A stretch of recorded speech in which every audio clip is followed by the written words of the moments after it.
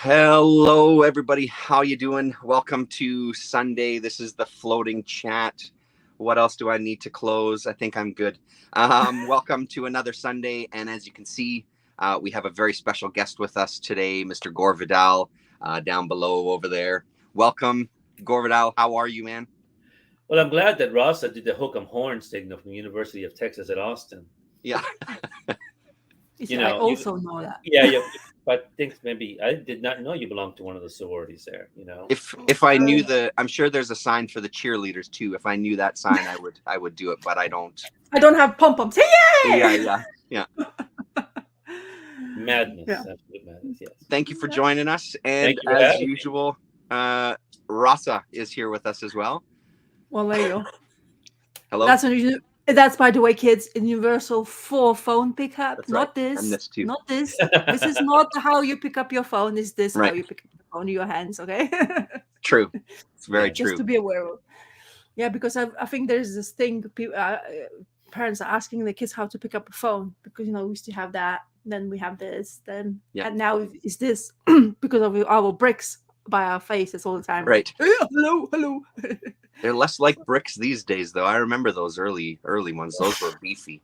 The 90s. I remember the 90s. Those people that had it. Yeah. And then, and especially back then, I had a conversation with a friend of mine recently. He's like, in the 90s, if you had a cell phone, you were a drug dealer. That's that's what it was.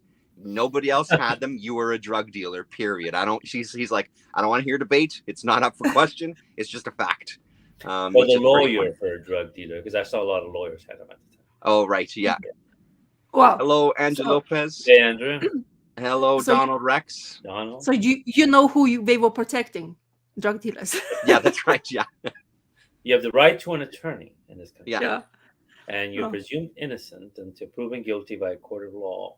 Yeah. At least so I've read. And my attorney says, as you know, As they're on the case. They are on the case. Yeah. They're always on it. Do we cheat them now? That's right. Yeah. So we're back. Do you have anything? I don't have any comic relate. Oh, I guess one little thing. Go I'm on. still keeping. It's week 2. I'm still your keeping up. book. Mhm. I still am writing stuff down. So Dedication. far so good. Dedication. So far, we'll see if that continues. Do you have anything you would like to show us, Russ, or do you want to wait? Oh, you're putting me on the spot here. No, Okay. no. No, it's fine. Yeah, well, okay, I'll have something to show. So I have a book as well. Yeah. I have a book.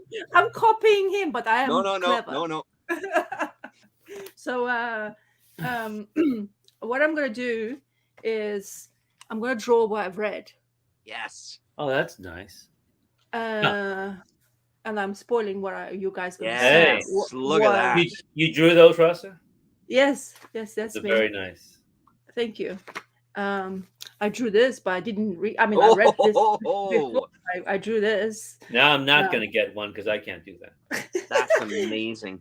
and then I like cowboys, so I just drew that. Oh, wow. Oh shit, yeah. That is really good. Yeah, but that's somebody else's idea of something, and Yeah, but you No. drew it. yeah. It's really nice. Then this one is as well a drawing of Red New Mutants annual someone. Yeah, Um, that one with Bill Sienkiewicz on the cover? Yeah, maybe. Yeah. I don't remember. I didn't write it down, so that's the problem. Also, some classical stuff with pencils and stuff. Oh, beauty. But yeah, so this is my gonna be idea of Scarecrow. Cool. But yeah, so my case will be hopefully if I keep up, like I said to Terence beforehand, I'll be drawing what I've read, so I'll remember what I've read. So it will be interesting to see if I can keep it up because it also will help me with my drawing bug. Right. Getting this done. It's kind of nice. Yeah. So this is going to be my way of having kind of keeping up to understand what I've read throughout the year. I'll try to keep up. It's kind of intense, to be honest, because it takes time to do just that. I do look what people like. I get specific panels which I like because of the expressions and stuff. So I pick that up or some emotional part. So I like to draw that, and plus it's different styles for people drawing what I read, so it's good to can basically get in that kind of realm. Mhm. And also I'm gonna try to be very stupid and do it just with a fountain pen without Right. pencil lines whatsoever. So yeah, it's a bit too much. I mean, like you overdo it. It's like January, like have goals. Right, Like, right. At the end of the year, I'll say, "Oh my god, I just had too much to do. Life happened, Right. all that stuff." But I mean, even if you do it for a little while, or I think it's a great idea. So I mean, we'll say that you heard it here first. That's copyright trademarked Yes, Rasa. please. Yeah, La Rasa. So I think it's a fantastic idea, though. That's going to be great to just sit and go through that at the end, right? To see Yeah. your journey of reading and also your drawing as well, too. Yeah. Hello, Rickard. Have you ever tried drawing any of your own comics, Rasa? I chicken out all the time because I Right. just like I really start reading comic books like really late. I'm more into like a fine art, especially oil paints, as you can see right there. It's my oil paints. I kind of wanted to more fine arting to do. I used to kind of like had this crazy idea, but honestly, comic drawing is such a commitment. You have to be so much passionate, and then for me, just to keep it up, doing drawings in generally, because I had this artist block since I did something like I was this is what another one I did. This is Nightcrawler. Oh, right. Yes, I remember. Yeah. Oil paint. So That's very supposed pretty. to be a card. Beauty. So The two colors days. are very nice. But, Yeah, Okay. they are. Yeah, so and I was drawing a lot more, and I started drawing it from the beginning when I started the YouTube stuff and all that stuff. I really like that, but it's artist block hit me like really hard there once, and I think since my son's birth, it's even worse. So this is what's gonna give me like what to draw is also what gives me like a little bit too much of the pressure on my brain. I'm very critical of anything I do in generally, Right. so but for me, I wanted to enjoy. It's like the same thing I do with comics. Comics are here for me to unwind from anything surrounding me outside when I open a door and stuff like that. So yeah, I want to do the painting, the same things. I have, I should show you, I have hanged Red Sonja and Conan I've drew. Oh, shit, yeah. Inspired by of course, some other artists like like Frazetta is a huge inspiration for me. That's what I was talking the other time on the channel about getting that book. That would be really a good kick for me to have that, like in the back of the that Taschen one, right? Yeah. Yeah, but it's okay. I mean, if I don't have it, it's fine. Yeah. But I can watch so many. Pictures online. It's absolutely mind-boggling. Yeah. So how much you have of Frazetta around? So. Yeah. I think you bring up a good point though about like the artist block. This helps kind of break that where you can still get a chance to enjoy drawing, but at least now you don't need to think about what I'm picking something from this book that I read and just kind of get your hand moving, and I think that's super cool. Yeah, I just want to practice again. I have this bug again back, so which is great. I was thinking I lost it forever, to be honest, because it was a time where I saw anything with drawing related, and I just wanted to just shove it right at the corner. Just like couldn't be bothered, like that kind of thing. Yeah. But now, I like even wanted to draw my son. I drew my son when he was 2.5, and I really enjoyed doing that. So I want to maybe draw him throughout the years, and maybe he has something for himself. Yeah. So I think that would be great. Shit, yeah, that would be great. Yeah, absolutely, it would be. So it's going to be good memories for me as well, because I remember exactly when I drew that, and it was great to remember. It's kind of like mental space. Right. It's the same with this. Is to keep a mental note, because I forget. I really completely forget now what I read, especially when I go now library so often. I see those books and I say, I like the other day was the same thing. I went library, looked it up. Oh, it just looks like brand new. I go open. Shit, I just read it like 2 weeks ago. I think. Yeah. Like put it back. It's like, what the hell is wrong with me? Yeah. And then Andrew Lopez is asking, are those some new additions on your desk or figures? ? Yeah, that's what I'm going to talk about. Yeah. Okay, cool. Oh, somebody's getting addicted. Andrew says, same happened to me, Rasa. I don't know what caused it, but the want to draw is gone now. Yeah. Oh, yeah. It I can't happens. draw a straight line with a ruler. That's why I Right. really feel like I'm serious. I really can't, and Yeah. that's why I really admire artists. I mean, No. from comic people I being think brutal, everything is just fantastic. Yeah. anybody who commits to that kind of part of their career or anything they want to do for a long period of time, I absolutely like. I cannot wonder what's in their heads. What do they do? And there's a lot of work happenings behind that. It's like you have to be so 100% committed, or have people surrounding you with that commitment as well, or remind you of that commitment. Mhm. It's a must. It's very. It takes toll on your brain a lot, especially if you like really critical of your work and any kind of brush line bothers you. That would happen to me when I was doing oil paint. What I had to do is just step away straight away. The minute I have that feeling, I had to just run. It's like literally run away from the room and just give myself half an hour, come back to see what I did. And I was like, what are you thinking? It's perfectly Right. okay. Right. So this kind of stuff. So it's kind of weird, but I really admire anybody who can do more than a year, 10 years, or all those like Kirby stuff, like the amount of work he had to churn out and quickly. Mhm. How is that enjoyable as an artist? Like at the end of the day, it's just like a machine, like you Yeah. just turn shit, like page after page. It's like money, like flip, flip, flip, flip. And then what is there to enjoy? What your brain says to you, oh, I love this. Well, I think there's also a part of it of just showing up, right? Like I've often heard artists Yeah. of all different kinds just going, like even when I don't want to do it, I force myself to do it. So it's just getting into that, like, almost like it's 8 o'clock in the morning. From 9 until 5, I sit at that table and I draw or write or whatever it is, right? Or create. And I just set myself that even when I don't want to, or especially in those times where I don't want to, it's pushing yourself to do it and get something down. And yes, it might suck. Yes, you might, throw it away or whatever it is, but that commitment to just kind of doing it, I think, is huge too. And that's a difficult part of it, that I'm going to do it, whether I'm not waiting for inspiration. I'm not waiting for some magic. I'm just going to do it. And that's going to help that stuff progress, I think.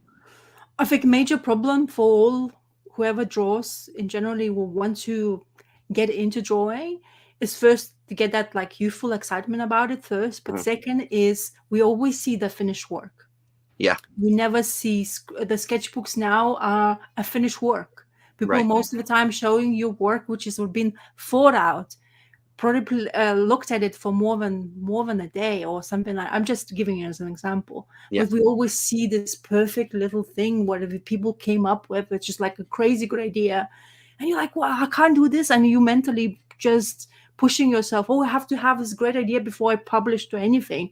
I can't show you scratch lines because nobody would like to look at it. Like you have to have that kind of feedback, and it has to be always like, for me, I'm talking from my own experience. It's like I just wanted positiveness. I don't want negative whatsoever, because anything negative was drawing to me to go like, oh no, why even bother?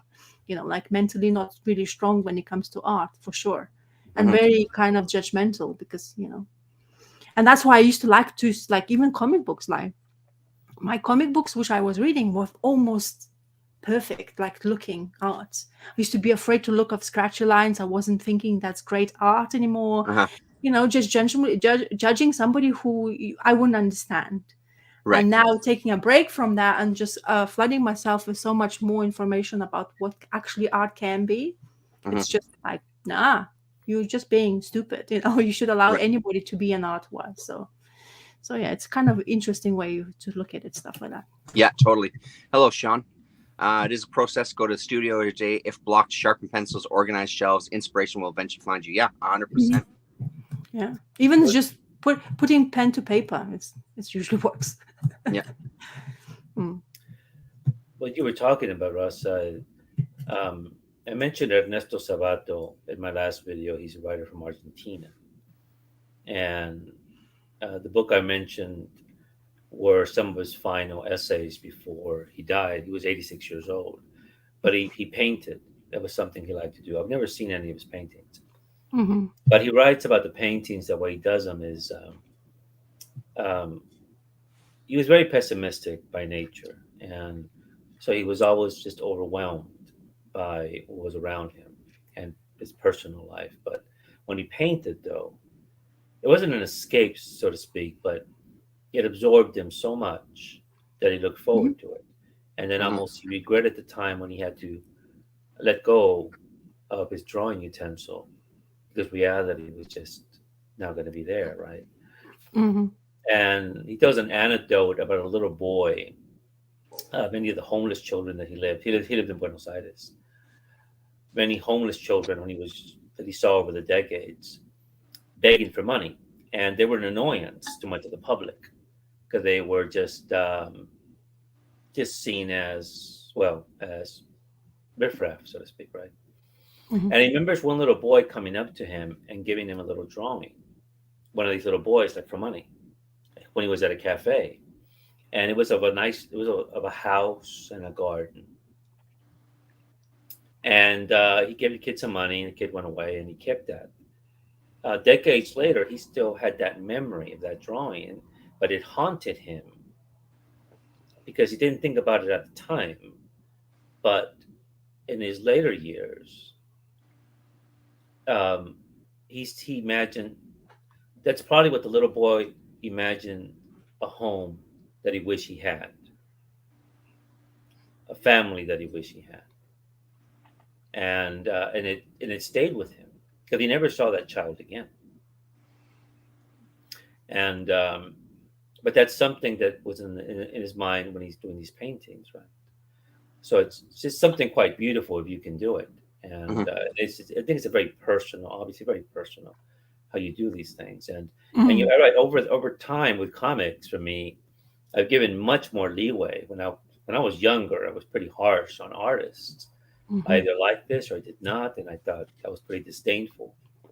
But now that I'm older and I see that the process of doing this is extremely difficult to tell a narrative tale in a sequence in a certain period of time, in a deadline, it's absolutely even the artists that I do not like their art, I'm careful before I say this is terrible. I don't think I'll say that anymore. Really, I don't think I do that anymore. If I do, I apologize in my past videos.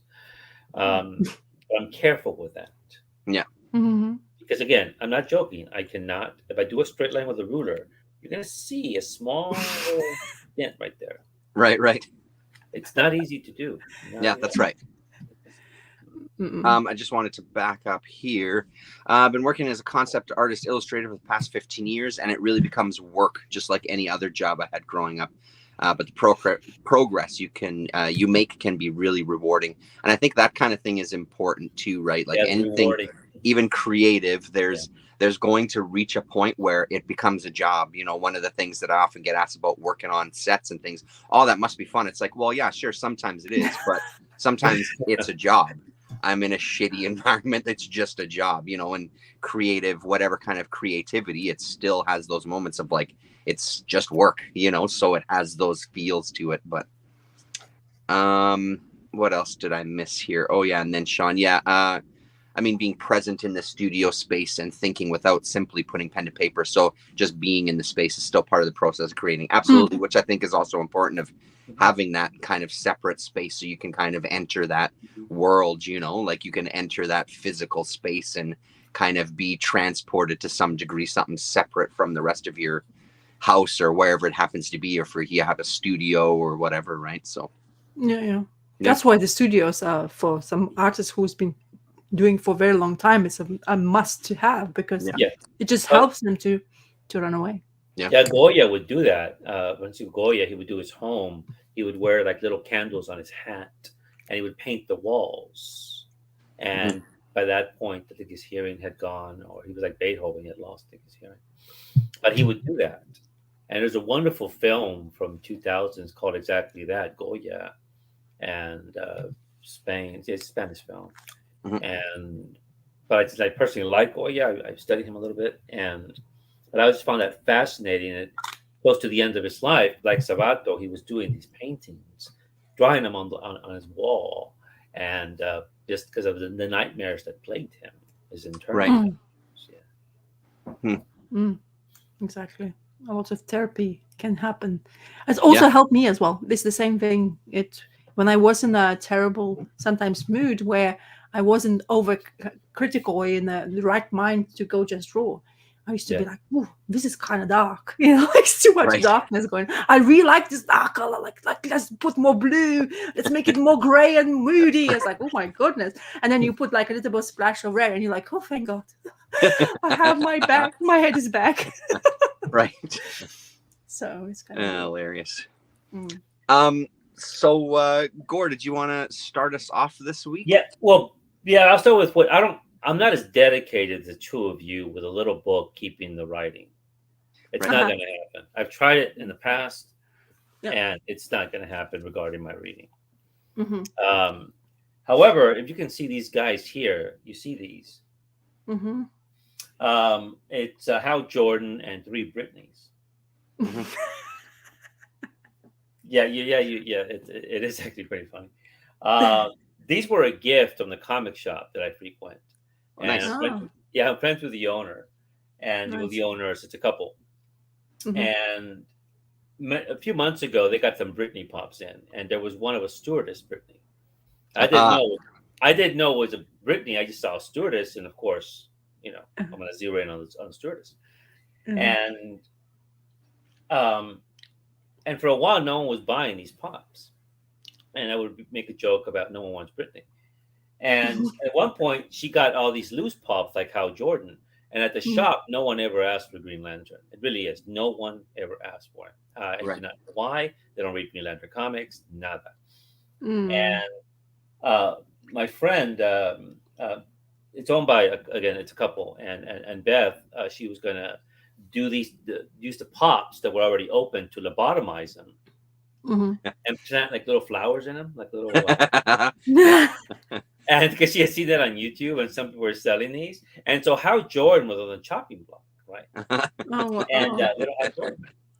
And so anyway, around Christmas time came, and the stewardess pop finally sold, but these 2 pops didn't sell Britney, and so they gave them to me, and they gave me the Hal Jordan, and I figured, Hal Jordan, it takes 2 Britneys to deal with one Hal. And this one here was a Walmart exclusive. Oops, I did it again.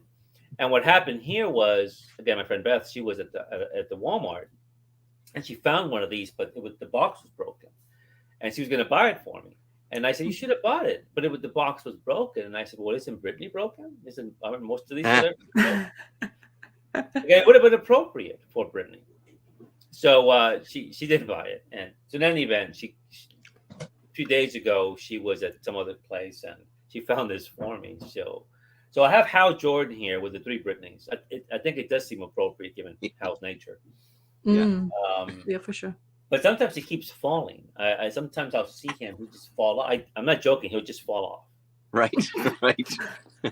The girls are always here. They don't. I remember maybe Ross, you might remember this. I remember seeing a video of Travis, Oddfellow Thought.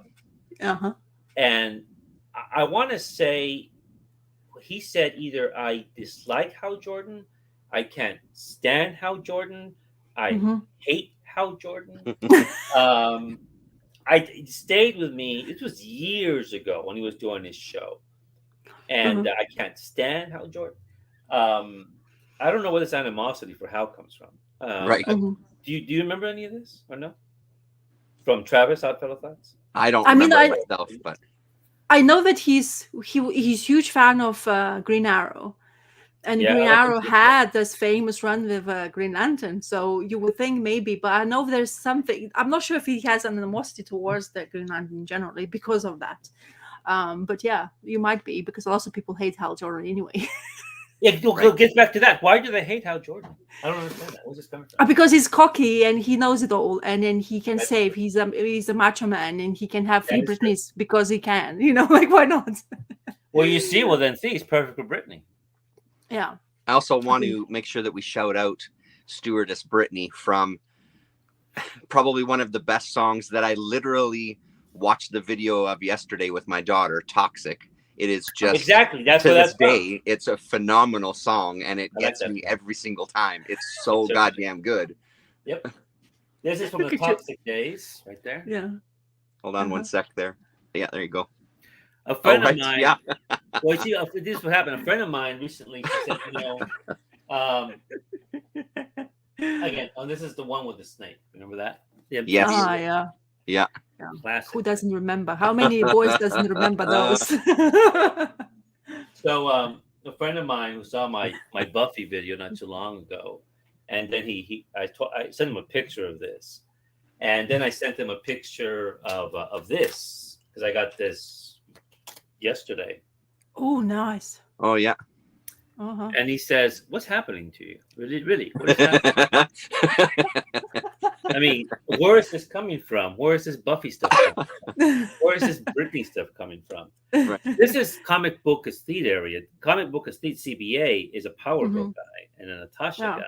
Right. I mean, Corbett Doll has never been a Power Girl guy. But these came in at the shop, and I said, I have to get these. I just have to. And I've never read a Power Girl comic in my life, so. Right. Yeah, I always wanted to read Power Girls run by Palmieri and Yeah, his there's a Mrs. story Willis. here by Palmiotti. Yeah, so they had a good run, and it's always out of print. You never see them in single issues. It's kind of like well known for that. So he has the same thing with Jonah Hex. So I have that run now. Finally acquired it, and then the same thing apparently with Power Girl, because it's been so long ago that she was having like really good run on DC Comics, and I always remember mentally I wanted, because I always like that window, like and I was like thinking, what are the fuss is all about, and then it's like, obviously, why staring right at my face? You know what I mean? Yeah, one of the thighs in the exactly. window. When I was buying it today, yesterday, and I turned to a page, and this was one of the 70s or the 80s. Someone's shooting at her, and the bullet obviously bounces right off her breast. That's where they took. And one of the customers is buying it, and he goes, "Oh, I know why you like Power Girl." I mean, the guy doesn't know me, but I was about. If I say no, I'm a Valentina guy. If you've seen Valentina, it's not Power Girl, right? But he won't know who Valentina is. Right. And so if I say Elektra, he might know who Elektra is. Right. If I say Modesty Blaze, he has no clue who Modesty Blaze is. If I say Kachu from Strange in Paradise, no idea. If I say Maggie from Love and Rockets, definitely not going to know. And so, again, this is comic book estate territory. And that would always tease CBA whenever he would have Power Girl books and Black Widow books. And I said, "Where's your loyalty, sir? Where is your loyalty?" And so what I was like to tease him about. Right. Anyway, there's some of the stuff I got and some of the stuff I got over here. But you guys can start, and I'll show you these here. Okay. Rasa, why don't you okay. Keep us going here.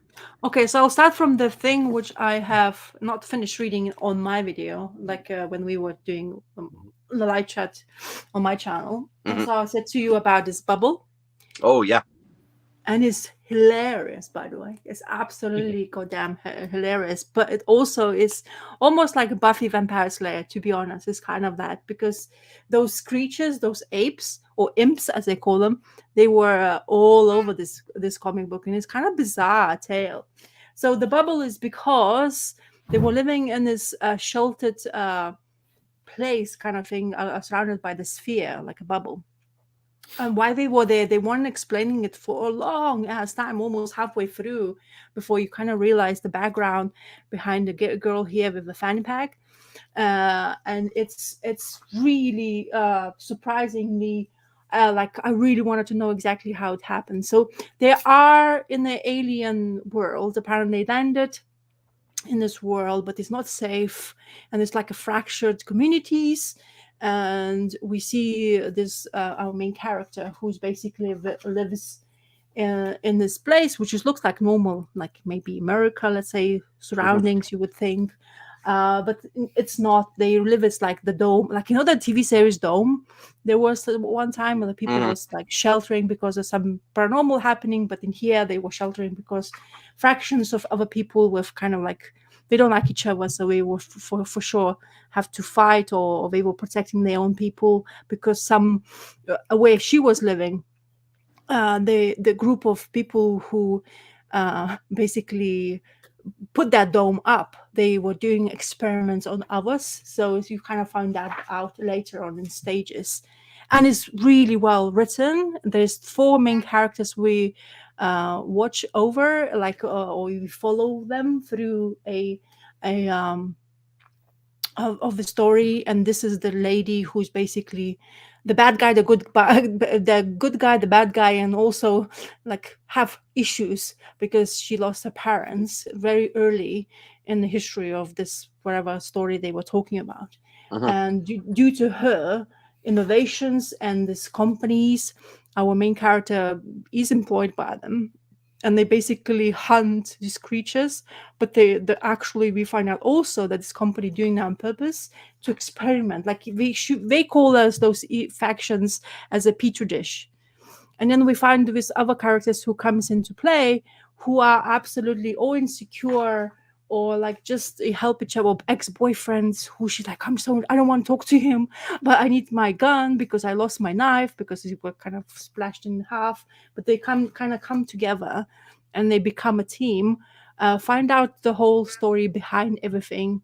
This mysterious person is one of the other factions members, and afterwards you find out that, actually, spoiler alert, it's her dad who is behind that. So it's a lot of really little nice tidbits of information and a lot of surprises. And it ends with a continuation. I'm not sure if it does. I'm gonna have to keep an eye on it. So this is published by First Second. Oh, right. And it's created by Jordan Morris and Sarah Morgan, adapted by Tony Cliff, Jordan Morris, and Sarah Morgan, and colors by Natalie Reese. Very unfamiliar with any of them, to be honest. So, but it's really, really cool. It also has extra information about who the good guys, the bad guys. It's kind of like a social media stuff, like they're talking about podcasts. They're also talking about Twitter. They all talk about, like Instagram, how to be popular and all that stuff. But it's not cheesy, which is great. It doesn't interfere with the stories, but you also get these crazy panels, like with this lady. She's absolutely hilarious. She's like likes to experiment on drugs, and she just doesn't know what's going to happen. She just does it and takes it, and everybody's like, "Are you sure you're not going to die?" And she's like, "Whatever, whatever happens, But it's beautifully drawn. A lot of things happening in here, really action packed, and really easy to read. And it looks like kind of like really kids friendly colors and all that stuff. But there's like jokes about your your penises and your vulvas and vaginas and all that stuff. So I've heard of those. it's not all that stuff. And there's some serious moments where this one of the van guy, he's very kind of into his he's very popular, he's very positive, but on the background he's also very damaged because he's lost his brother and he didn't realize that he did, and also brother was making fun of him in situation. Then also you have this lady who's part of the other factions, but he joined them in this little bubble. As a lot of things happening, and it's so much fun. It's just beautiful. And I highly recommend just to, if you can get hold of it from your, I guess, it's not really a most like an inventive, serious read. It's definitely not. It's not doesn't taking itself serious, but it's so much fun while you just get hold of these people while they're talking and making up some crazy stuff, and all these creatures which coming into play and experiments, and all those words like petri dishes are kind of involved. I really enjoy, but very relatable characters as well, which is so much easier to read. Yeah. So yeah, it's really good. Yeah, I'm not familiar with that book at all, Ross. Yeah. So yeah, First and Second is always comes out with it lets the a lot of unheard creators a chance to publish. I think like a lot of who has been published, they get into famous because they get the publishing rights to do this book. But it's honestly, it seems to be they really worked the story out quite well. You have open ending, which I was kind of angry maybe a little bit because I want more. You know what I mean? Right. That kind of moment, which is good. It's a good way to finish the story. And I was thinking, because the way the like couple of pages, you kind of know like there's 2 little pages left. There's more story to this thing. But then they managed to round it off really well. But they opened it up to something else, which I guess that's what they hope to go into a new storyline. And I hope they will, because honestly, I would welcome it back into my existence, because I really, really enjoyed it. So Yeah, that's one of cool. the other great things about my library, they really do like to put this in on the shelves in my library, where the people I've never heard, or none of them who's been in limelight most of the time, or you're just getting to become somebody, you know, so, which is Right. really good to find out about. I like the diagonal panels as well too that they were showing early on. I like the way that looks on the pages. And they usually, in the past, they show different color schemes. So this is the past, Right. so you're never gonna get lost. Which is some people tend to not to do that, because they think that we all clever and our heads are always straight when we read comics. You know, like we're not angry or you're not upset about anything, and we don't understand. We get angry on comic books. We can't get with past or future or whatever in the middle, because sometimes it does happen. So yeah, and I think also those are probably geared towards maybe a little bit more of a YA audience too, right? So they want to be even more clear, maybe. I mean, just a thought. Yeah. I mean, there's also, you know, like gender, all that kind of things doesn't come into, like, they are very like generic when it comes to that. Of course, there's also characters who is into everybody, you know, like this lady who's experimenting. So the guy who one of the most insecure guy, so he has this crazy power because he's been bitten, and everybody thinking, but you get bitten by some creature, you usually die, but he got this huge power, where he basically shoots beam of like light, I guess, and or like stream of energy, and it dismembers completely. But he's absolutely insecure, and the moments where he's very in love with this lady, who she's basically not sure about relationships. She just wants to have people when she wants them to have them, you know what I mean? So they basically, when he got this power, extra power, she had to basically talk to him out of it and make him at ease in order not to kill them and not to kill himself. So it's kind of that kind of moments. And then they absolutely jokes like, oh, I'm sorry I was naked in this, you know, that scene was where he was completely naked. And he's like, oh, I'm sorry I'm naked. But she's like, don't worry about it, but you know, you're very proportional, and you know your your penis is the like a spoon where you can grab it and eat it like an ice cream or something like that, like bullshit like that kind of, you know, like so stuff like that, like this kind of jokey moments, which is kind of like really, it's like, as I say, they talk about stuff, but they like characters are really great the way they evolve them in the storyline and have mystery about them, you know what I mean? So they just blossom while you're reading, which is great. This really helps especially like a graphic novel like this. Cool. Very good. Glad I picked that. So then maybe that dictates what I'll start with, because I'll start with 2 books from First Second as well too that I read with my daughter. It's a 3-book series called The Nameless City by Faith Erin Hicks. So that's book number 1, and then book number 2 is The Stone Heart, and then we have the 3rd one. So we're caught up now, thankfully, and it is so good. Colors by Jordi Belair as well too. So this one kind of took me by surprise. So it's this city that's surrounded by 3 superpowers, I guess, or, you know, powerful nations. So the Dao Empire, the Yisan Empire, and the Liao rather. Oh, sorry, Liao, the Liao, I guess. We haven't heard much from the Liao yet. And then the Nameless City itself is kind of always in a state of transition. It always is kind of conquered by a different force. So they don't have, the locals there have their own name for it, but pretty much everybody, it depends on where you come from is what you're calling the city. So right now the city is called Dan Dao, because the Dao are the people the last people who have kind of conquered it and taken control. And we're starting to, we meet some characters from the city. There's the Stone Heart in the middle of the city that is kind of like the monks. They're the religious group of people that kind of keep all the texts and the history of the city safe and protected. it's such a great book in the way it kind of unfolds.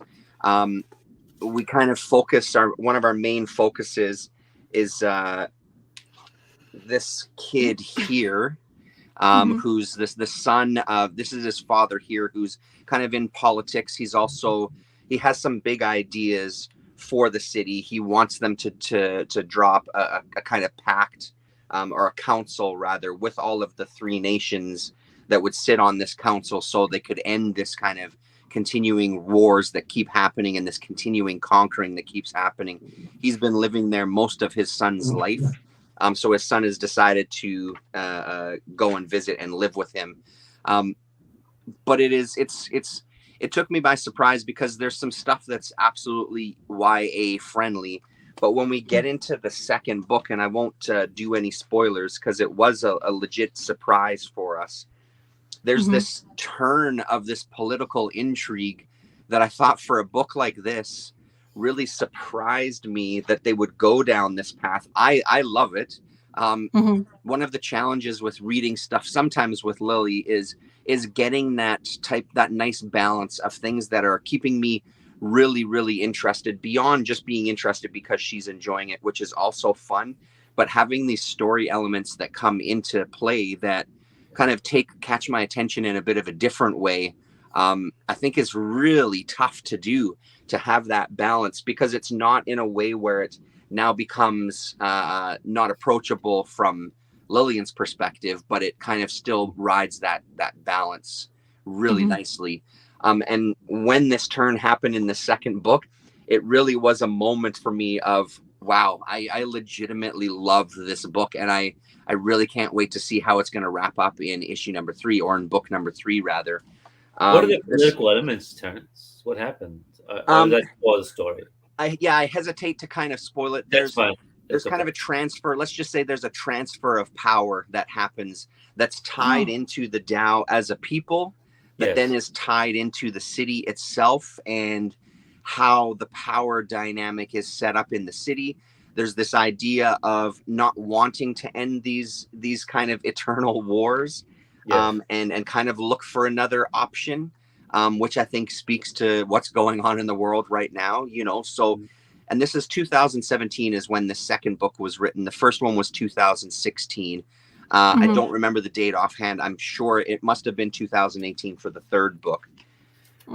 But I think that really works so well. This kind of trying to break from tradition, trying to define your own path as children to these very powerful politicians. Because our other main character is this one here. He's the son to this guy here, who is the, I can't remember the title that they give him, the general of swords, I think, which is basically their military leader, who is also their kind of political leader as a group of Dao. So impressive.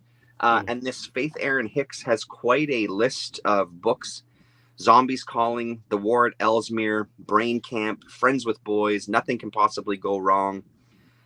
She won an Eisner for The Adventures of Superhero Girl. So a lot of books under their belt, which is great. And even praises from Jeff Smith. And it's something, it also kind of has that feel of Bone as well. There is this kind of atmosphere of Bone that really works well in a bit of a different format. Yeah, I mean, there's definitely some of that for sure. I don't know how in depth Faith Erin Hicks has gone into basing some of these things on history, but it really has that feel. Forever Wars are very profitable. Absolutely. So yeah, very, very much recommended. And I mean, again, it feels like we've read a lot of second books, or I've read a lot of second books recently too. And I'm pretty impressed with kind of the breadth of things that they're publishing. It's nice to kind of be surprised by, wow, there's a whole company I didn't really know about that is doing these just incredible pieces of work. So it's impressive. And I feel like it's now the time where I need to go and explore on their website and look at all the titles they've published and really do a deep dig into what exactly they have out there. I think they do remind me of the Self-Made Hero as well, publishing house, which is also very open to kind of like giving the voice to anybody who's actually able to produce something. Of course, there has to be, like kind of good to in order to be published in generally, but it's there's lots of youth friendly for sure books they're coming out, the first, second in particular. I find that, but also they're not afraid to delve into something more than that. They want to get into the whole kind of realm of audiences they can get hold of. But of course, it's much easier, I think, for like if you wanted to introduce your child, like you, for example, Lillian, I bet it would be plentiful for her to find a lot of subjects, maybe what parents not really are comfortable to talk about, and you can actually read about it if you do want to do that. But like as I say, I find them really entertaining as well too. I always never give them a biggest chance, to be quite honest with you, until I started doing library reads and started to get into those kind of like publishing houses. And now, honestly, sometimes they are much more refreshing to what I find to read than other things like your modern day, like DC and Marvel, all that stuff, the big Right. Mm-hmm. Yeah, tackling some different issues. Hello, Chris, Chaos and Comics. How are Hey, you? Chris is here. Yes. Good day, Chris. The guy who almost wanted to drop the Spawn comic, isn't he? I saw his video, just 5 seconds. Yeah. Just purchased Bubble is what Mike Reed stuff is saying. Hello, Mike. Wow. Hello. I really hope you enjoyed it. But the art is definitely entertaining. But the story is absolutely fantastic for sure. Well, in my opinion. Yeah. Gore, what do you have for us? Well, since Chris is here, Chris, when you go on the rewind, just look for this. Right. This is for Chris. And I'll stop there. Damien Sleepy Reed, I don't know if he's here with us today. I think he was, yeah. Oh, he was. So, hello, Damien.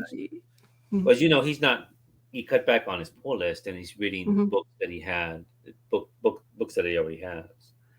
And that's something I've been doing for a little while now. Mm-hmm. And, he was here. I like his comment. Pretty good. Throws me off, Damien. Don't do that. You made him blush. I know. Gotta process it. What do the young people say now? I have to process this. Right. Yeah, it's not easy to know what young people say these days. In the mid '80s, I think it was First Comics. I think it began to publish the Lone Wolf and Cub books. You guys remember that? Mm-hmm. Oh yes. And I remember I picked it up at the comic book store, and it was something, it was coming. I think Frank Miller was doing introductions for them, and I remember picking them up at the time, and they're one of my favorite comics. I know they were published earlier, I think in the 70s, but what I do is I'm a mood reader, so I'll just get up and I'll read something, whatever I need to in the morning, and this is what happened with this issue here. I've read this before, but I wanted to read it again. Are you guys familiar with this particular issue? Not that specific issue, but familiar with the story. I had a bunch of those small fat volumes when they reprinted them that way. Okay. Mm-hmm. There's a cover by Matt Wagner, who you all know from Mage and Grendel. Yep. And this story is A Wife of the Heart, and this is why I really very much like this comic book, because what the team can do of Koike and Kojima, I'm not sure how you pronounce their names, what they can do in one book and leave you at the end emotionally just and your thinking and your emotions are just put in some kind of boiler of some kind, and you're just left with like you've just been hit, you've been punched in the gut. First, the artistry, right, begins this way, this beautiful page. You can just study this forever, right? With that, so good, yeah. Wife of the Heart's the name of the story, and you see this woman. She's giving transport to a man across the river. Mm-hmm. And I'm trying to remember when I first read this, and it seemed like a basically conventional story. Mm-hmm. But then things begin to change.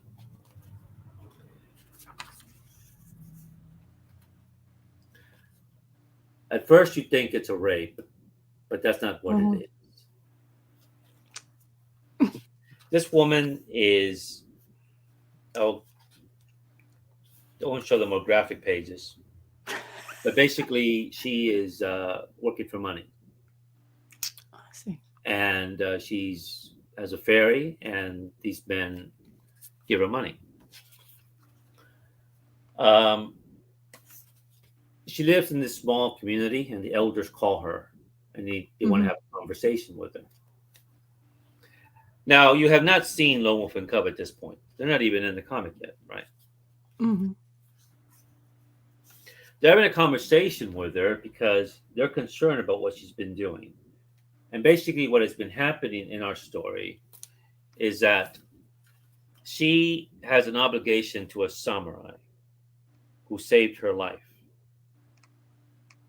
And he is right now an invalid. And she's been looking after him for almost 2 years. But what the man doesn't know is how she's doing it is by selling herself. And the elders are concerned that this needs to stop. She needs to basically, she should no longer be obligated to this man who did save her life. Mm-hmm. And just to go on and just do something else and with her life. And that this man is a former samurai, he'll be fine. But like she tells him, if I leave him, I could not go on living. We know nothing about her background. We know nothing about her family, nothing at all at this point. And then finally, he appears, the son. And they're going, who's that? Oh, he's some man, son of some man that we ferried over a week ago. Mm-hmm. And that's, of course, Lone Wolf and his son. Mm-hmm. Yeah. They don't say a word. They're just listening.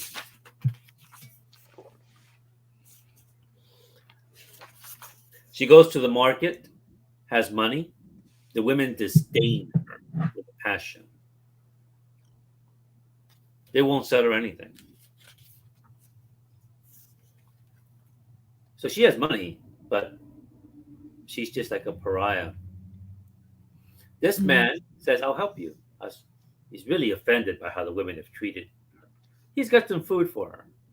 So at first you think you're someone who's nice. It's not going to happen. He wants payment. She can have the food. And here the story, we learn about her past. We go into the past. As she's basically being taken by this man.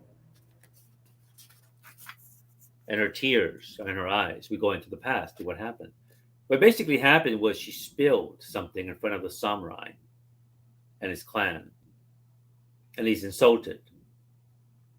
And he's going to kill her. The samurai who's in charge of this area of the river says, no, it's not her fault. She works for me. You should punish me. Don't kill her. And that's exactly what they do. They intend to kill him by beating him to death, but they don't. But they leave him an invalid. Mm. She has no family, just him. So she takes on the obligation to look after him. He doesn't ask this of her. She does it on her own volition. And now we come back to the present as she's being taken by this man, right? Mm-hmm. After it's done, Lone Wolf and Cub, they mind their own business. It's a very stoic character, these two, as we know, right? Yeah. They don't interfere, but they observe. And look at the little boy there. He sees it all. And look at that panel there as he hides behind the neck of his father. He feels for her, you can tell. They both, well, at least from the little boy, we can tell. Now we learn about the samurai she helped, and we get his story. Basically, his father had tried to build a bridge across this river, a very dangerous river, who took the life of this woman's father when she was a young girl, her only family. He wants to build a bridge, and that's what he's been doing these past 2 years. But he does not know how she earns her living. And that's her greatest fear, that he will find that out. But he's finally completed his plans. He's finally completed the plans that will save the lives of everyone in that community and make everything so much better if someone will build this bridge. And then he kneels before her out of gratitude. I could not have done it without you. And she just can't accept this man, the samurai is kneeling before her. And he tells her, you've done enough for me. Go. You don't have to stay with me anymore. Just go. I was able to complete this because of you, but you have to live your own life as a woman. And she says, if I can't be by your side, I will die. He doesn't understand that. He cannot understand what she means by this. And then he thinks, so do you really love me? And those are hurt. Those words are so painful. Just look at that. She just runs away. Mhm. Because she feels she's soiled. She's damaged goods, as she says. I'll foul your hands. Just let me be by your side. She can't tell him the truth. Time passes. The samurai who hurt him arrives. And he shows up and says, look, I have these plans for the bridge. And the samurai remembers him and tells him, I told you never to show your face here again. How dare you? And he goes, ignore that. I have a plan, a bridge for this river. You can do it. And this man says, how dare you? And then another man begins to talk and say, do you know what the woman who's caring for you does for a living? Do you know how, before he can tell him, he's stricken. Now Lone Wolf interferes. He will not let them tell him what she does. They don't know who he is until he tells them, I'm Lone Wolf and cub, and my son is my cub, right? And the battle begins. And the artwork, as you know from this, is just incredible, right? Yeah. Savagery. And he's finally going to kill that samurai. He's about to kill him, but who interferes? That other samurai says, no, don't. And Lone Wolf says, why are you protecting him? He says, he can build this bridge for me. And Lone Wolf says, what makes you think this is going to happen? Mm-hmm. It's not going to happen.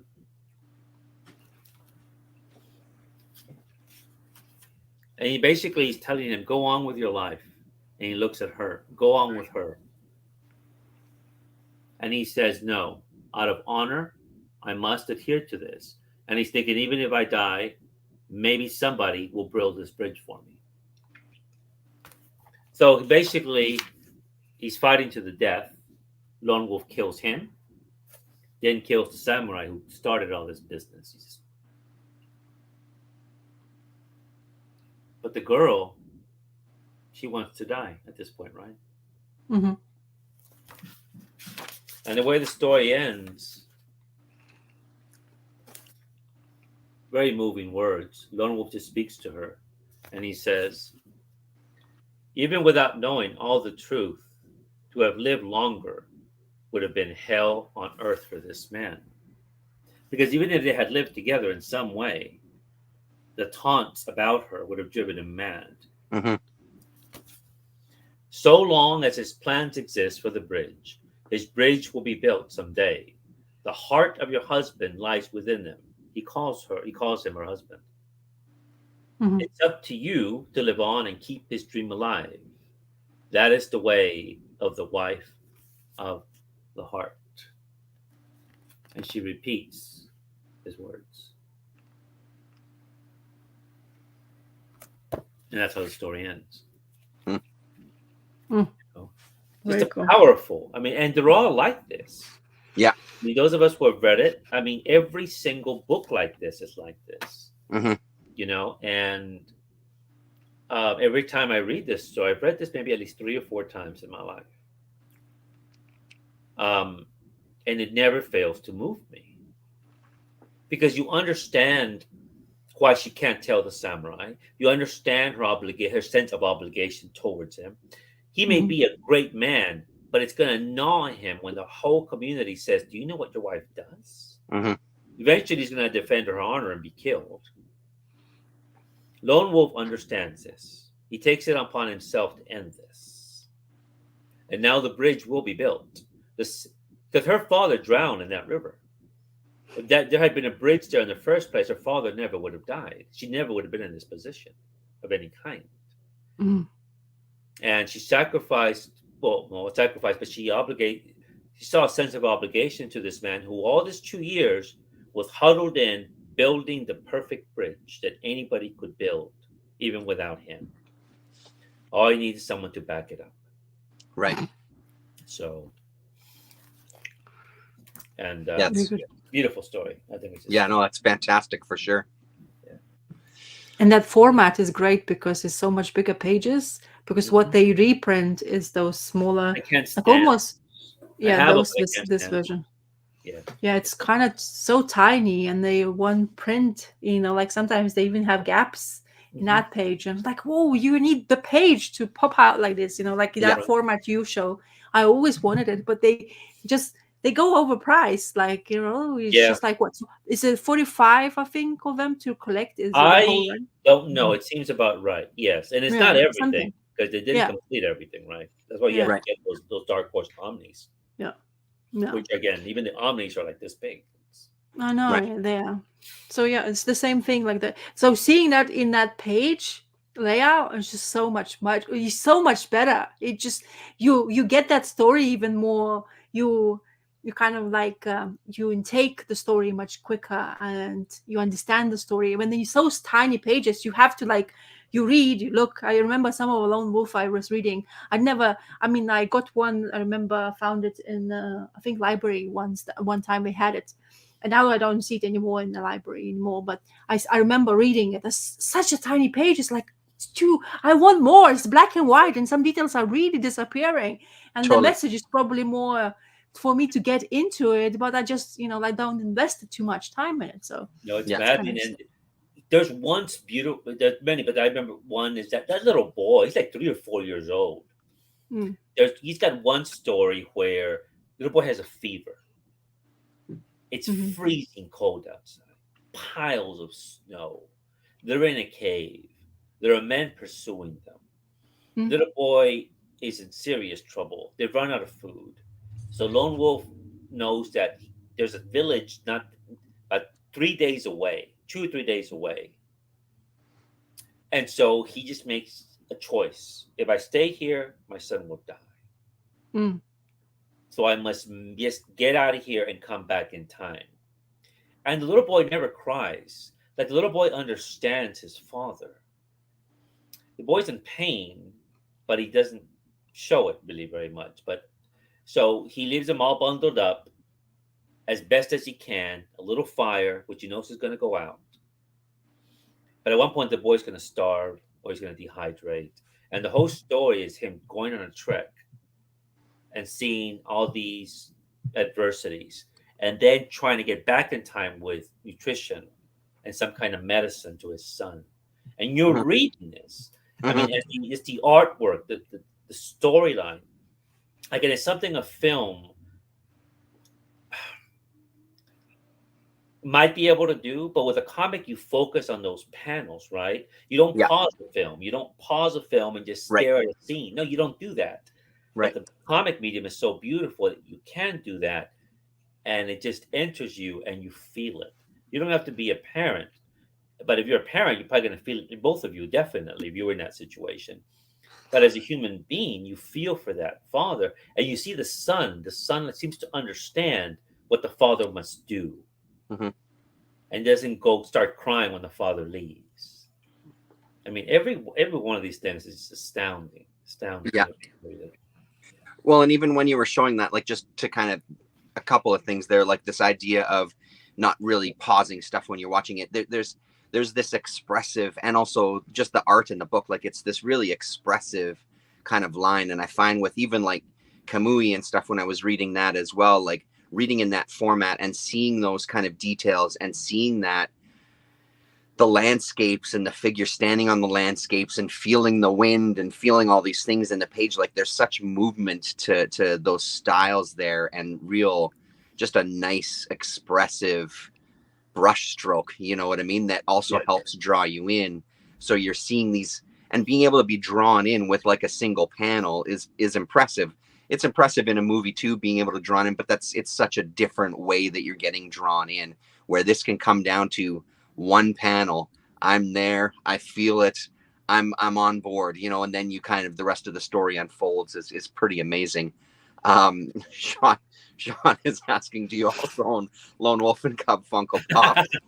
To which Andrew, like me, read it. They haven't given me one. And no, I do not have one. But I do have one of Michael Corleone. Right. So yes. And so yeah. Yeah. And no, and I would not get one of those, because again, those type of stories are tragic and they're dramatic. Yeah. The Funko Pop is completely the opposite of any of this. And Michael Corleone is dramatic and stuff, but you're gonna have fun with it. Yeah. But you're gonna have fun with the whole Godfather stuff. But here, no, it just wouldn't seem right. It wouldn't make sense to me. It wouldn't make sense. Yeah. It also reminds. Oh, sorry. Go ahead. No, that's fine. I said Brittany makes sense. Yeah. Yeah. It also reminds me that I have to continue on with the Zatoichi movie series that I never finished that series yet. Oh, I never saw it. It's phenomenal. I think I'm like 14 movies into it out of the 25. It's oh my god, there's 25. That's 25. There is, but I'm not kidding you. They are all, so far, they're phenomenal. Wow. They're really good stories. I think you can find a bunch of them on YouTube as well. I think they have them for free on YouTube, which surprises me since it's a Criterion release and things. But I'm pretty sure if you search, you can find. I was loving it when it was back when I was going through my sciatica pain and staying up all night. But it was so great to watch those and again, like, be drawn into this world. And there's something about those tales that they tell, you know. Everybody's got this history and you don't know the history and how they intertwine, and you know, like, it's really, really great. I also wanted to highlight this one from Sean from much earlier. First Second published Miyazaki's Shauna's Journey this past summer, which I enjoyed. Never knew about it, never heard of it. Phenomenal. I'm gonna have to dig that one up too. Yeah, we'll do that for sure. Funko Pops. Yeah. Still talking about it. Yes, yeah, I'll highlight. I'm just trying to catch up. The phenomenon of Funko Pops himself is tragic. Seems like a problem. Try to throw everything off with Brittany and Hal Jordan. I blame Hal Jordan. Everything goes back to Hal. He's so misunderstood. He's been through so much. You know? Yeah, it's true. Oh yeah, Blade of the Immortal is another one. I read bits and pieces of it. I had some of the singles, and I just never continued with it, but it was really good too, from what I remember of reading it. How many volumes of Blade of the Immortal is? No idea. It went for a long stretch though, for sure. Yeah, because I think I've looked the other time. I was thinking to, but it's like I think they're still printing it. Like, there's still available new volumes coming out. Or am I maybe confusing the title? No, that could absolutely be, for sure. Yeah. It's kind of intimidating when you know you're still publishing. Yeah, no, totally. Yeah. But then when you find those ones, like, I was loving that Kamui so much, and it was so disappointing that there was only, we just got such a small sample of it. Because when you find one that works, it's like, no, I would absolutely read 150 volumes or whatever. I would read this to the end of time. Like, it just worked so well. The world was so good, and the character was so good, and it's this kind of back and forth with it, like this commitment, absolutely. But when you find one that works, bring it on, man. Give me all of it. Yeah, and that's what Chris is saying too. The problem with those 80s first comics is that none of them finish. Yeah, you only get a sampling of things, and yeah, absolutely. Rasa. Okay, so now I'm gonna show something I have not read because I didn't have enough time, but I'll show a preview before what I'm gonna talk about next time, I guess. But I just wanted to share because I think it's well worth the time to do that. So the first one, let's do this one first. They're quite a big books. Adventures of the Alexander von Humboldt by Andrea Wolf and Lillian Mercer. So this is kind of, I think it's very new in publishing. When is it published? Sorry, I'm just gonna blah, blah, blah, blah. Okay. 2019. It's published by John Murray Publishers. It's funny, there's so many publishing houses in UK, of course, but now I just kind of like finding them more and more out. So this is kind of like a art slash, of course, story slash history with real pictures inside them, and there's a lot to read.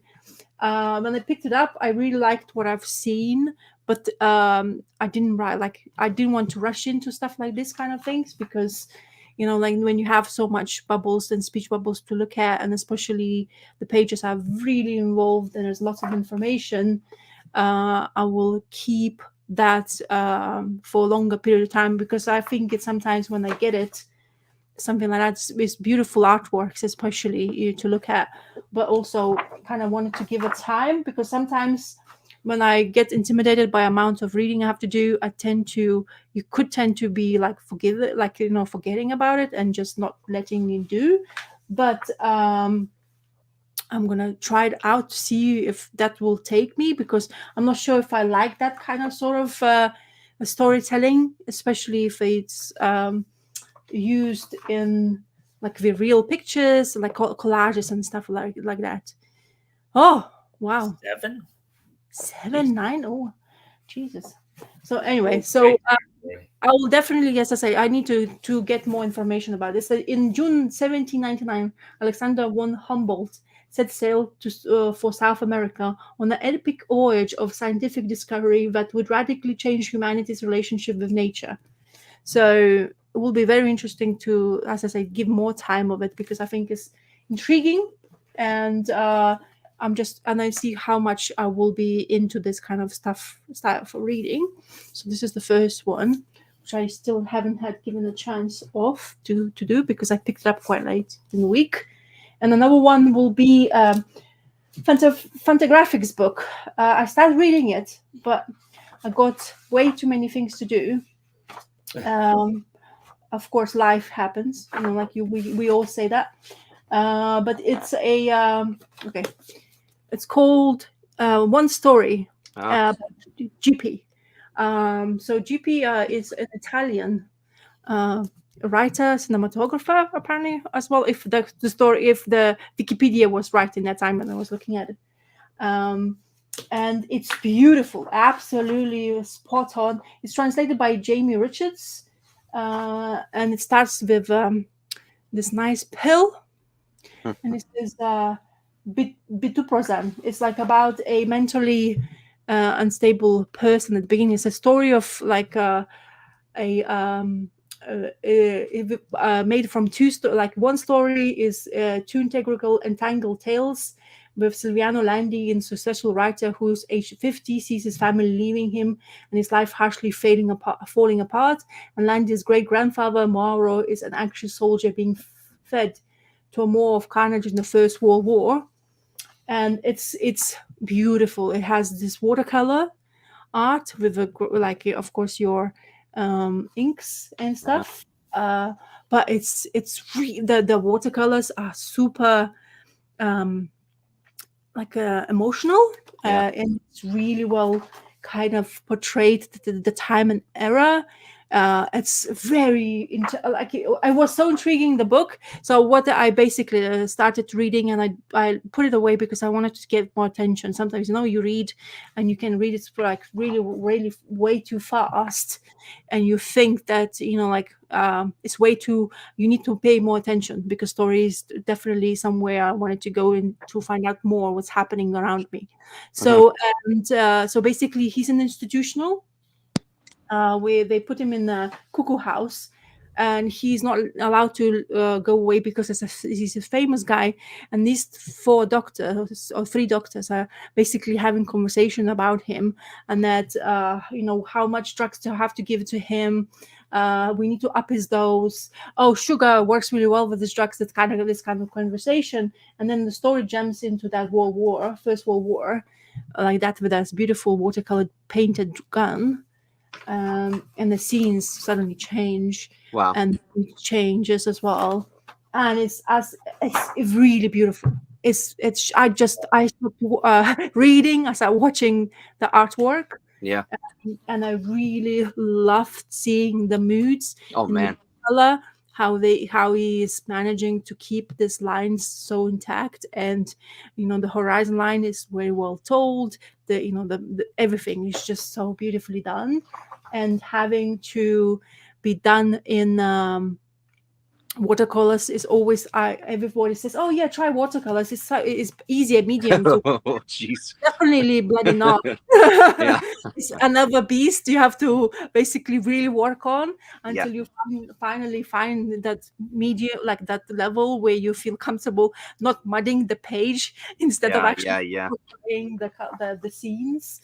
So yeah, it's also, you know, another part of my artistic thing where I like to basically get inspired by, and this really does tickle my fancy for that kind of part of the style. And so, as I say, so far what I've read, it's really intriguing me, even though it has war stories, which is kind of because what's happening, actual daily lives, and we hear information about bombarding of Ukraine and stuff like that. It doesn't really something I want to grab on to hold, but I think this is well worth it, because way it's been portrayed, and hopefully the story will continue hold. But these clouds are mesmerizing. Yeah, they're really impressive. And even the scenes of the guy and the lights, you know, in the background, and he picks the right color to know exactly when the time of a day it is, and it's absolutely goddamn beautiful. So I'm really glad I even the scratchy lines, it's really good story. The conversations are fantastic, whatever I've read so far, but it also goes back to those moody panels of watercolor, which I absolutely love. It's like, yeah, so it's really beautiful. I'm not sure how it's going to end. As I say, I started reading it and I was like, no, give it more time. It seems to be you wanted to know more about it, and it well deserves to be mentioned once again, which I will definitely going to do. So yeah, that's so cool. Wow. That's volume 1, Rasa? It doesn't say. Because Andrew says that there's 9 volumes. Is that correct, Andrew? And as I mentioned, no, I think he was talking about something different. Yeah. No, he was talking about this. Was he talking about that, or maybe maybe something else? He was talking about Blade of the Immortal. Yeah, Blade of the Immortal. Yeah, maybe. That could possibly be it. So this is GP. I don't know. I've never heard. Of course, once again, I've seen somebody mention that book before. I don't know. Yeah. It must be somebody in our circle. Somebody has. Yeah, I have a feeling it was probably Colin, because I'm having the same thing of like, I know I've heard the name and seen that before. So yeah. Beautiful book. So apparently he's worldwide award-winning cartoonist and filmmaker. Has created this most ambitious lyrical work yet, shifting from scratchy blacks and whites to lush watercolors. An Italian master intertwined styles and narratives to document the passion and cruelty passed down from one generation to the next. Really, really good. So I said, I have to give him more chance. Hello. Yeah. Good day, Lillian. Nice to meet you finally face to face. How are you? Good. Didn't you grow up on YouTube, by the way? Yeah, that's right. Yeah. Both the kids, it feels like they've grown up on. Dad, and I'm a great mom, I'm sure. Yeah. Rickard is saying he thinks that Earl Grey has mentioned Gippy as well. Yeah, that absolutely could be. Yeah, he does like it. Yeah, so another Um, beauty from Fantagraphics. Yeah, for sure. I've been watching Mhm. Tyler Crook's live streams, and one of the Mhm. things that's impressing me about watching him do these watercolors live is, I think, like knowing when to pause and let things dry before, like, there seems to be a bit of a science, and it's fascinating watching him do these paintings because to me, in my mind, it's like I feel like he's just going da da da ba ba ba ba ba ba ba. Like there's intention there for sure, but it also feels like there's this almost experimentation that happens as you're painting, you know, where you're reacting to the way the paint is moving on the page and how much water and oh, that was a nice kind of thing that happened there, the way those two colors blended Yeah. together. Yeah. Really, really impressive to see him go through that process. I haven't been there every week, but I've tried to make sure I watch. Beautiful stuff, Rasa. That and it also looks like that's a bit of a bigger size too. Than Oh, yeah. In comparison to the bubble, yep. Oh yeah, it's a big one. And in awesome. comparison to a comic, Yeah, nice. so it's much bigger size. Right, that's awesome. So yeah, it's really, as I say, want to really give a time to do that because sometimes those kind of like arty books, the art draws me away from the story, and I Right. was like, oh yeah, I just want to flip because I love the scenes. Yeah. And that there's this very important part where he uses a tree of setting some parts of the story to tell where it's shifting from him to his, I guess, to his granddad or dad. And it's just like that tree is always there and it just captivates me all the time. So I really like that. Right.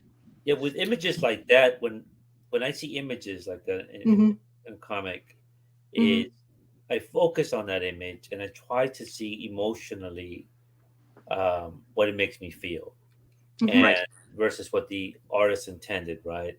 Yeah, And exactly. yeah, for example, in movies like Wim Wenders, Wings of Desire, right, where you Yep. have these shots, right, of the angels or Berlin, Yep. and and it appears like nothing is happening, but that's not the case. Something is supposed to happen in you Yeah. internally. Right. And when you were showing that, I kept thinking of that. It's a beautiful book. It's something I definitely have to get. It's my kind. It's my kind of story. Yeah. It will be interesting for me to portray that kind of art style in my sketchbook. I was like, this is a bit scratchy because I am more into like lines and lines to help me just portray the shadows. Right. So it's gonna be really weird, but I'll definitely gonna try. So Andrew was talking about Blade with all those volumes. Lefty, has anyone read Sunburn trade paperback by Andy Watson and Simon Gain? Came out about a month ago. Not one that I know anything about. I read Andy Watson's Buffy the Vampire Slayer. Okay.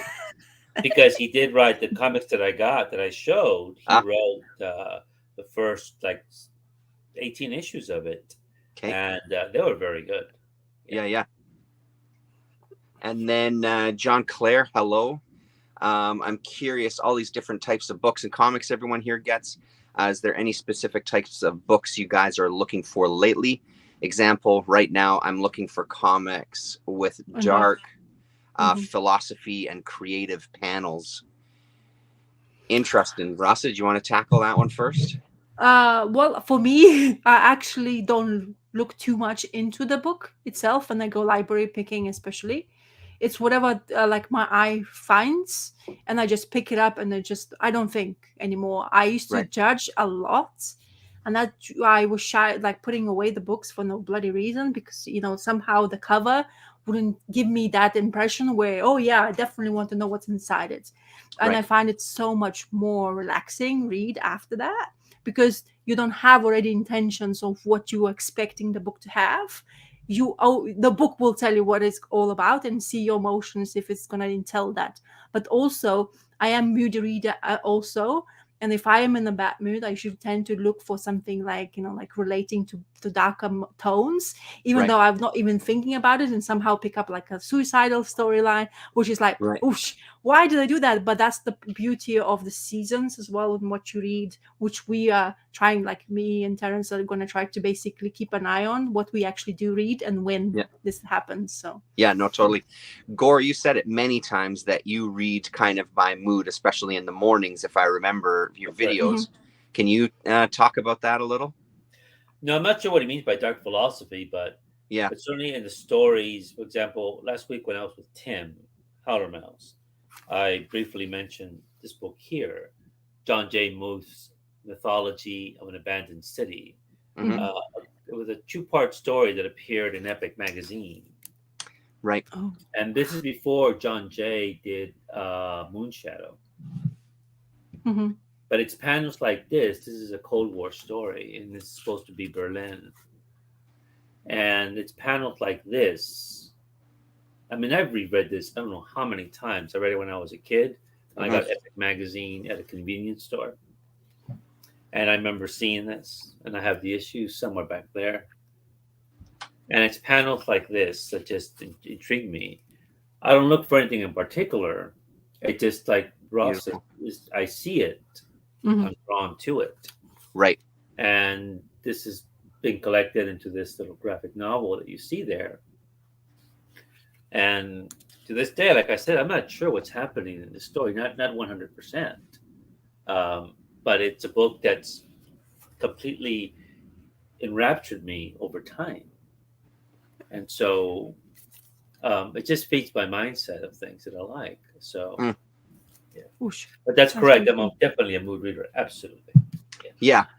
And I think to answer the question myself, same thing. Like sometimes, there's absolutely intent where I'm looking for something specific. I'm following a writer, following an artist. But honestly, it's sometimes the same thing. If something catches my eye and it just kind of speaks to you in that moment. And it's funny how that can happen too, because you find yourself rediscovering stuff that you've seen a million times, but you're now finally at that stage where you're ready to kind of, okay, now it stands out for some reason, even though I know I've seen it a million times before and passed it by, right? So, sometimes intentions, but more often than not, kind of feel, kind of, it just strikes you in the moment, right? So. Talking about Andy Watson, the last book I read about him, which I looked up in my library, he's actually kind of remind me of the cover, is The Book Tour, about the guy who was trying to publish his book, and he was going on a tour, but then the person who organized his tour was really not doing well for him. It's really nice read as well, kind of moody as well, but I really like the art inside. I think For the Love of Comics just talked about that in his video today. Oh, is he? Oh, you already I believe so. I believe so. I'm pretty sure that it's one of his favorite reads of the year of last year is what he was saying. And then Sean is talking about Andy Watson's earlier comic Breakfast Afternoon. Cool. What am I missing here? Here we go. I call it dark philosophy example, like Watchmen or Batman, where the hero or person has to make a hard choice that might kill millions, but for the better of the world. I guess that's my version of that statement. Yeah, I hear you. I have a book like that. I was going to show one book to discuss today. We'll probably, when I get my turn out, discuss that book. Sure, yeah. Cool. Maybe. Maybe it answers this book question. So speaking of For the Love of Comics, it just so happens that my next one, continuing from the man who brought you the recommendation of Ducks, he recommended on his list Factory Summers by I read that Guy Delisle. He just had it in his video, his first part, and it resonated again, like the kind of thing where it just resonated with me because I'd read Ducks. It got me thinking of, I would love to see if there's any more books that talk about kind of from the perspective of kind of just working class people. And this was one of those recommendations. So because of the mood I was in already, it then triggers, right, to check it out. So it's library. I should also say that these ones were library as well, too. So better libraries than we do. Sorry, say that again, Gore? So, but you have better libraries than we do. We don't have anything like this close in any of Yeah. our local libraries. Everything you've shown does not exist here. Please. Well, and I would point this out. The reason it exists in our library, That's and why a we're lot of you annexed do, to is Canada. because it's Canadian It's- content. yeah. You know, we Yeah. provoked the Mexicans into a war to get California. We're going to provoke a war to get Canada. So Right. You can't have us. continue. You can't have our. You can't have our legal weed.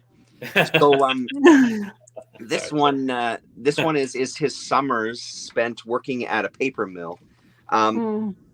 So it was an interesting read. I enjoyed it. I don't know if maybe I got as much out of it as For the Love of Comics got out of Angshuman, but I did really like the perspective. He does a really nice job of talking about the history of it, talking about the changes that happen summer after summer. You do get to see some of the basics of this is what the job was. This is what I had to do. This is kind of how the machines worked, which I thoroughly enjoyed.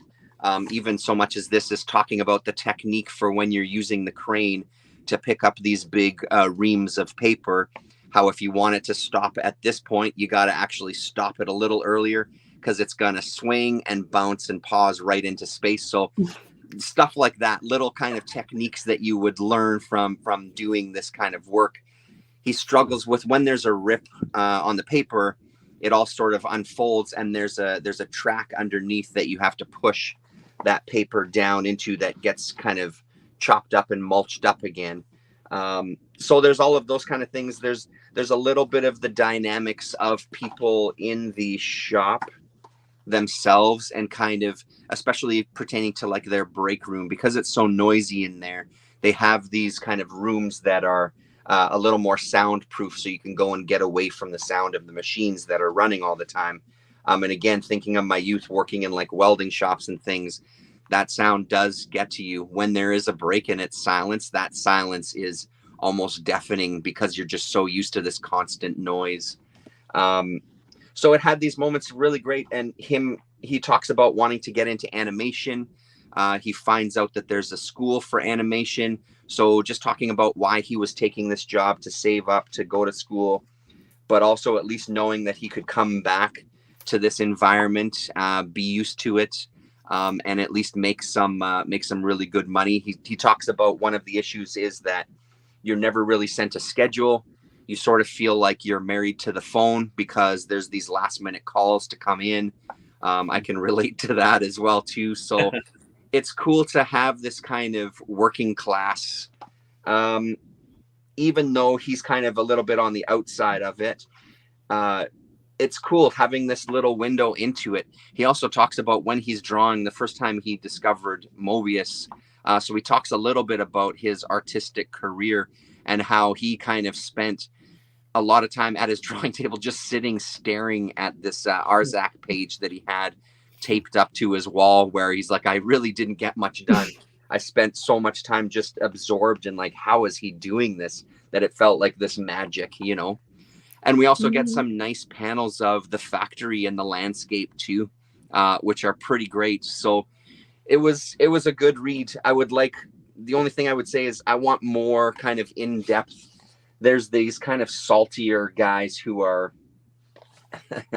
kind of standing by. I often run into the same guy. He clearly has it out for summer hires. Get going, slacker. And then somebody else tell him, just ignore him. So I would like more of that. I want more of like the color of the people that are working real. in that environment. There's other people that I know how they talk. Yeah.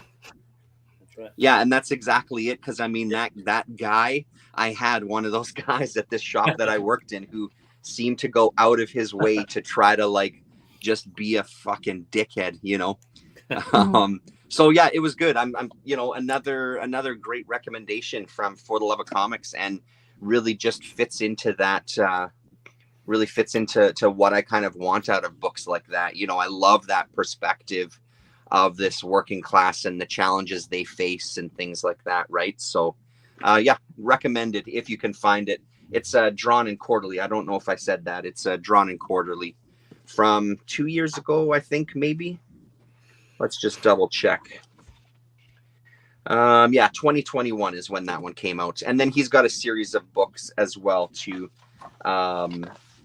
Hostage, Shenzhen, A Travel Log from China, Jerusalem, Chronicles from the Holy City, etc., etc.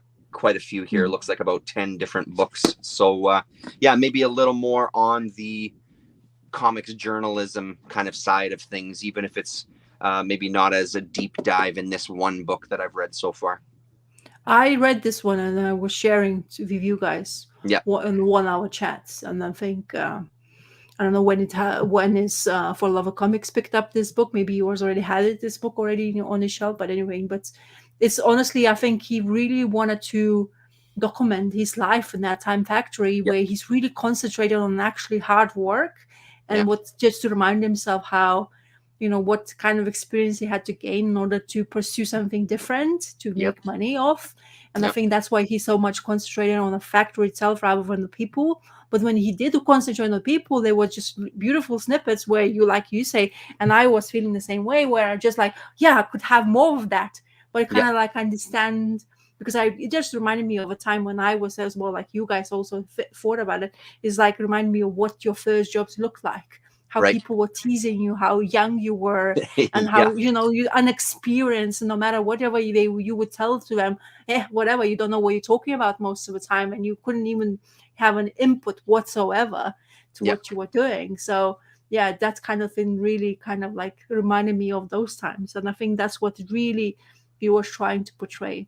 Yeah, for sure. I mean, nothing solidifies yourself as a young person of what you want to do by being in an environment where it's like, I sure as fuck know I don't want to do this. And it's a weird thing for me at my age now, because I kind of like, because at the time when I was working in these welding shops and stuff, it was clear to me that's like, I know that I can't live like this. I know that I can't do this for the rest of my life. I don't really know what I want to do, but I sure as hell know that it's not this.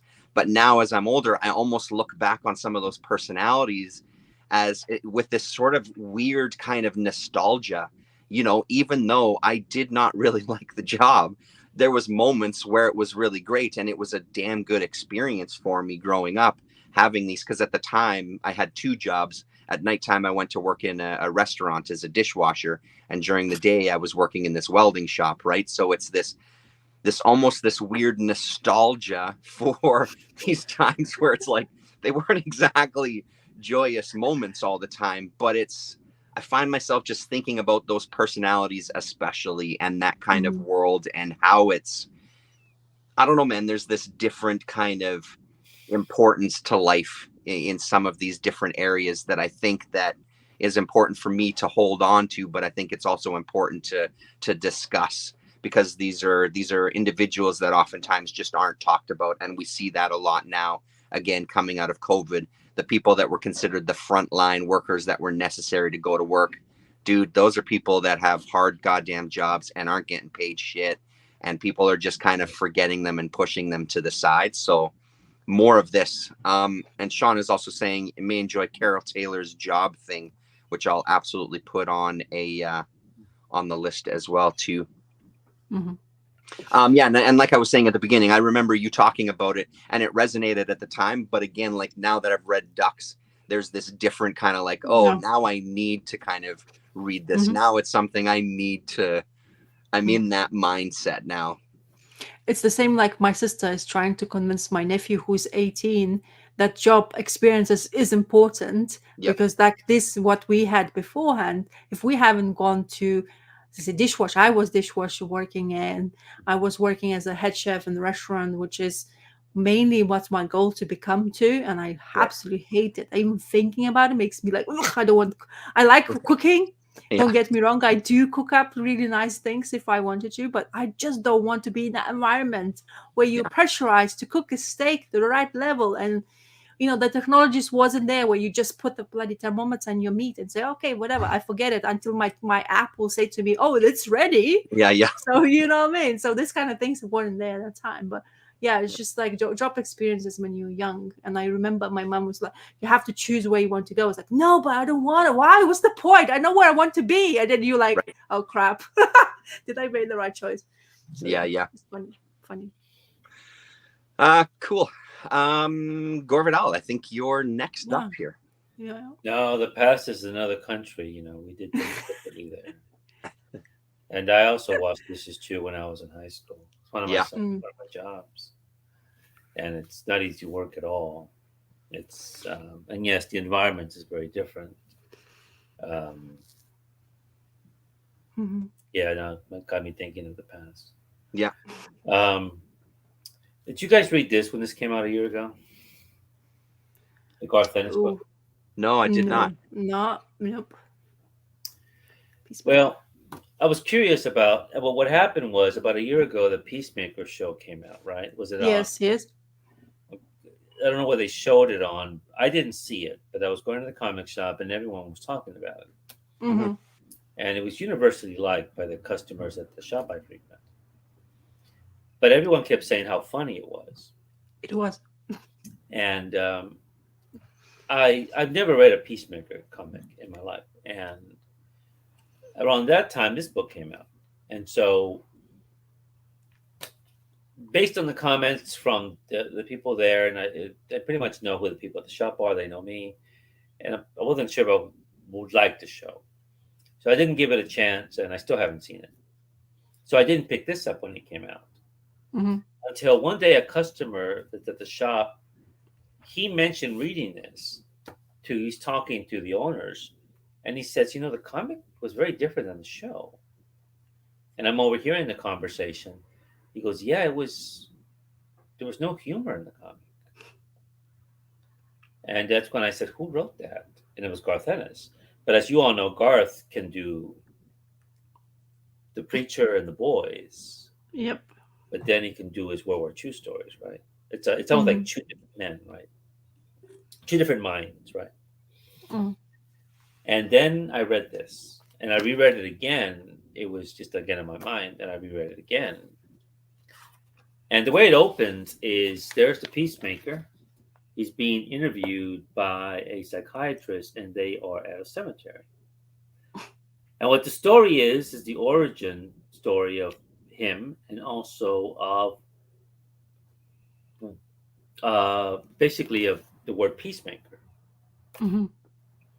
He's been interviewed by a psychiatrist because he's about to join a new elite unit of the military. He's been through many. She's read his file. And apparently in his file, many of the missions he's been on, people have died in those missions. And one of them, everyone died but him. So now he's being evaluated for the next mission.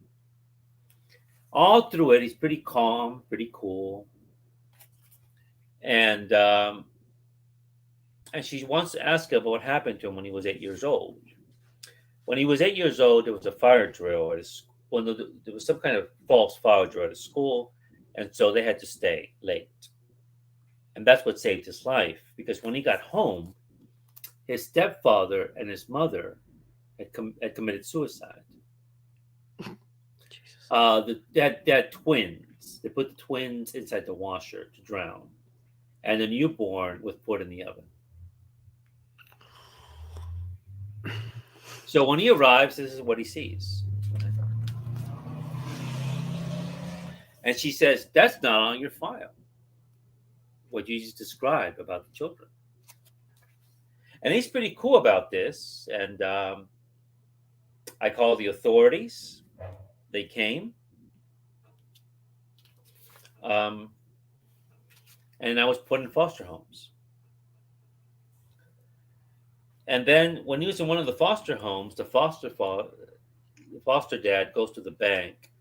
And when he's at the bank, there's a bank robbery by these two here. I mean, they're not exactly Bonnie and Clyde, but they are pretty ruthless, right? They kill the foster dad. And they don't know that he's in back of the car. Now, they're going to kill him, but he's not too surprised to see them. So now the psychiatrist says, basically, so your real parents are dead. Your foster parent is dead. This must have had an effect on you. And it does, but he says they were pretty nice to me. They were not nice to each other. They were not nice to other people, but they didn't mistreat me. But eventually they were killed in a car crash, right? Mhm. And he goes, when I was about 20, I joined the service. He goes on these missions. He's pretty good at what he does.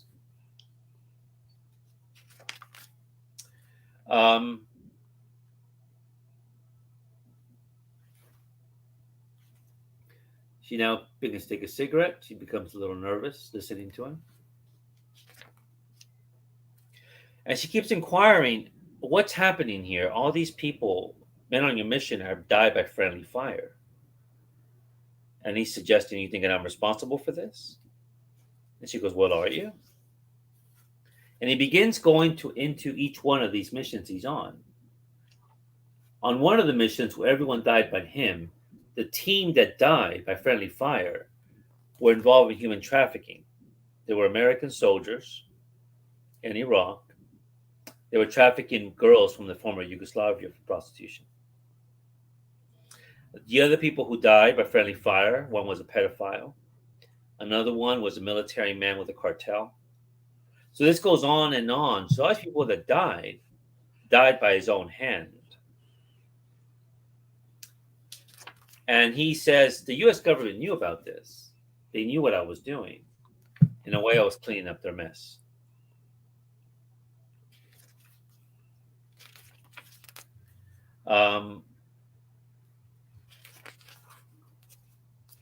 And then he begins to point out about how these two died. It wasn't exactly an accident. He knew these people had basically done some terrible things. And finally, he knew he had to be stopped. They had to be stopped. So he calls the police one day when they're about to, I think, rob a bank or something. And he goes to the back of the motel where they're held up. And he waits. But what he doesn't expect is for the car to come flying through, right? That's him as a little boy. He's like 10 years old. He lets the man die, right?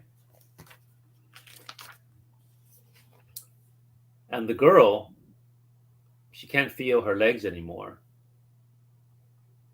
He takes her out of her misery. Note he's 10 years old.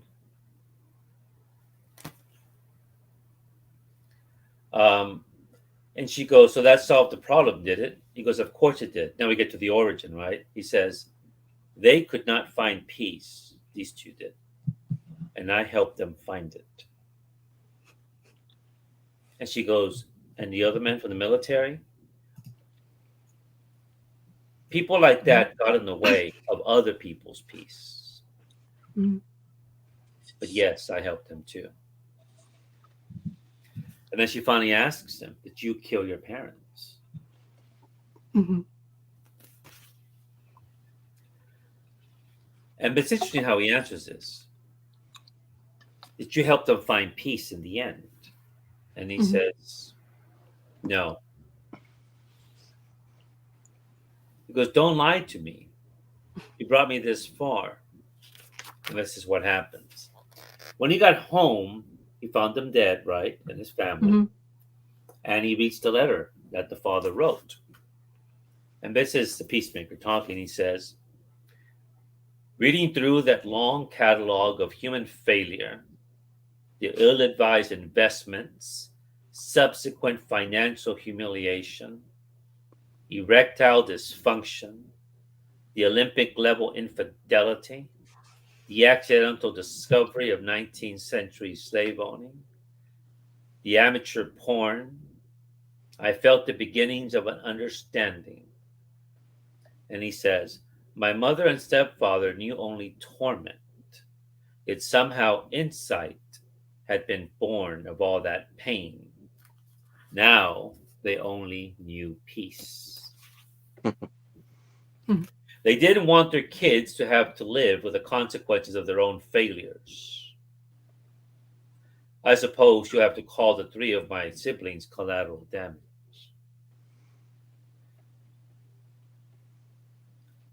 And this continues, and he says, I can't imagine what it must have been, what the police thought when they came for you. I asked them, can you help me with my homework?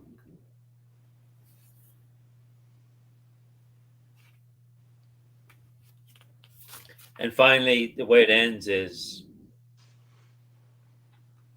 you leave me with this? You dump this nightmare on me? He goes, Doctor, I assure you, nothing could be further from my mind. It's not a joke at all. It's deadly serious. Consider my parents. I want to show you the final panel, right? Final page. I'm sorry. Mhm. Okay, it's cemetery. You see that there, right? Mhm. He tells her their troubles, their frustrations, their inadequacies, the answer they came up with, and the course it set me on. Now imagine all their torment as the whole of the worlds in a microcosm. And now look at them. Not at my parents, but at them. Look how peaceful they are. See? Mhm. You know, one thing about Garth Ennis about these things, there's Preacher, there's The Boys. He's great with dark humor. But for me, his strongest stuff is stuff like this. This is his Punisher Max, his World War II stories. And he did a great one on Nick Fury, which takes Nick Fury from World War II to the present, where Nick Fury in World War II believes in the American cause for fighting imperial powers, the Japanese and the Germans. But then by the 1950s, as the U.S. is going into Vietnam, the U.S. is interfering in Latin America and sending Americans to do dirty work. And they're fighting the Soviets who are interfering in those areas. And we get to Vietnam, we get to My Lai, we get into the 70s, we get into the 80s, the Iran-Contra stuff in Central America, the atrocities there where nuns are being killed and raped and everything. And he's part of that. And finally, Nick Fury, by the end, is an embittered, angry man who the idealism of what he believed in, of what the U.S. stood for. He's still a proud American, but he sees the course that we've taken. That, for me, is the Garth Ennis that I return to. And this stunned me when I read this. I had no idea. Again, and I can see why that customer at the store was, this is not like the TV show. Yeah. I still haven't seen it. But again, this whole thing is a nightmare from beginning to the end. And the entire time, the man is stoic. He's just matter-of-factly reciting this. It's not because he doesn't feel any emotion, but he's not going to sugarcoat it in any way. Right. He just tells it how it happened. He's bringing peace to people and to those that take the peace away from others. Great book. I like this a lot. Yeah. That's that was Black Label, right? That one? Yeah, it was a Black Label book. Yeah. Yeah, it has to be. Yeah. I don't think they would. I don't know if you, Terrence, watched this TV show, but I watched the TV show, and it's absolutely bonkers, hilarious / stupid / silly kind of thing, but doesn't take it too seriously. But also, I know how much you think of John Cena as an actor, but that show definitely was working for him to be that obscure entity to what it was. But honestly, I could not stop watching. It just had that moments of where you want to just relax, and then they came up with those stories, and they had great actors there to complement John Cena's acting. But honestly, in some moments where, like, I was growing up with wrestling because on the TV, I was watching wrestling show, and John Cena was just coming up in that time.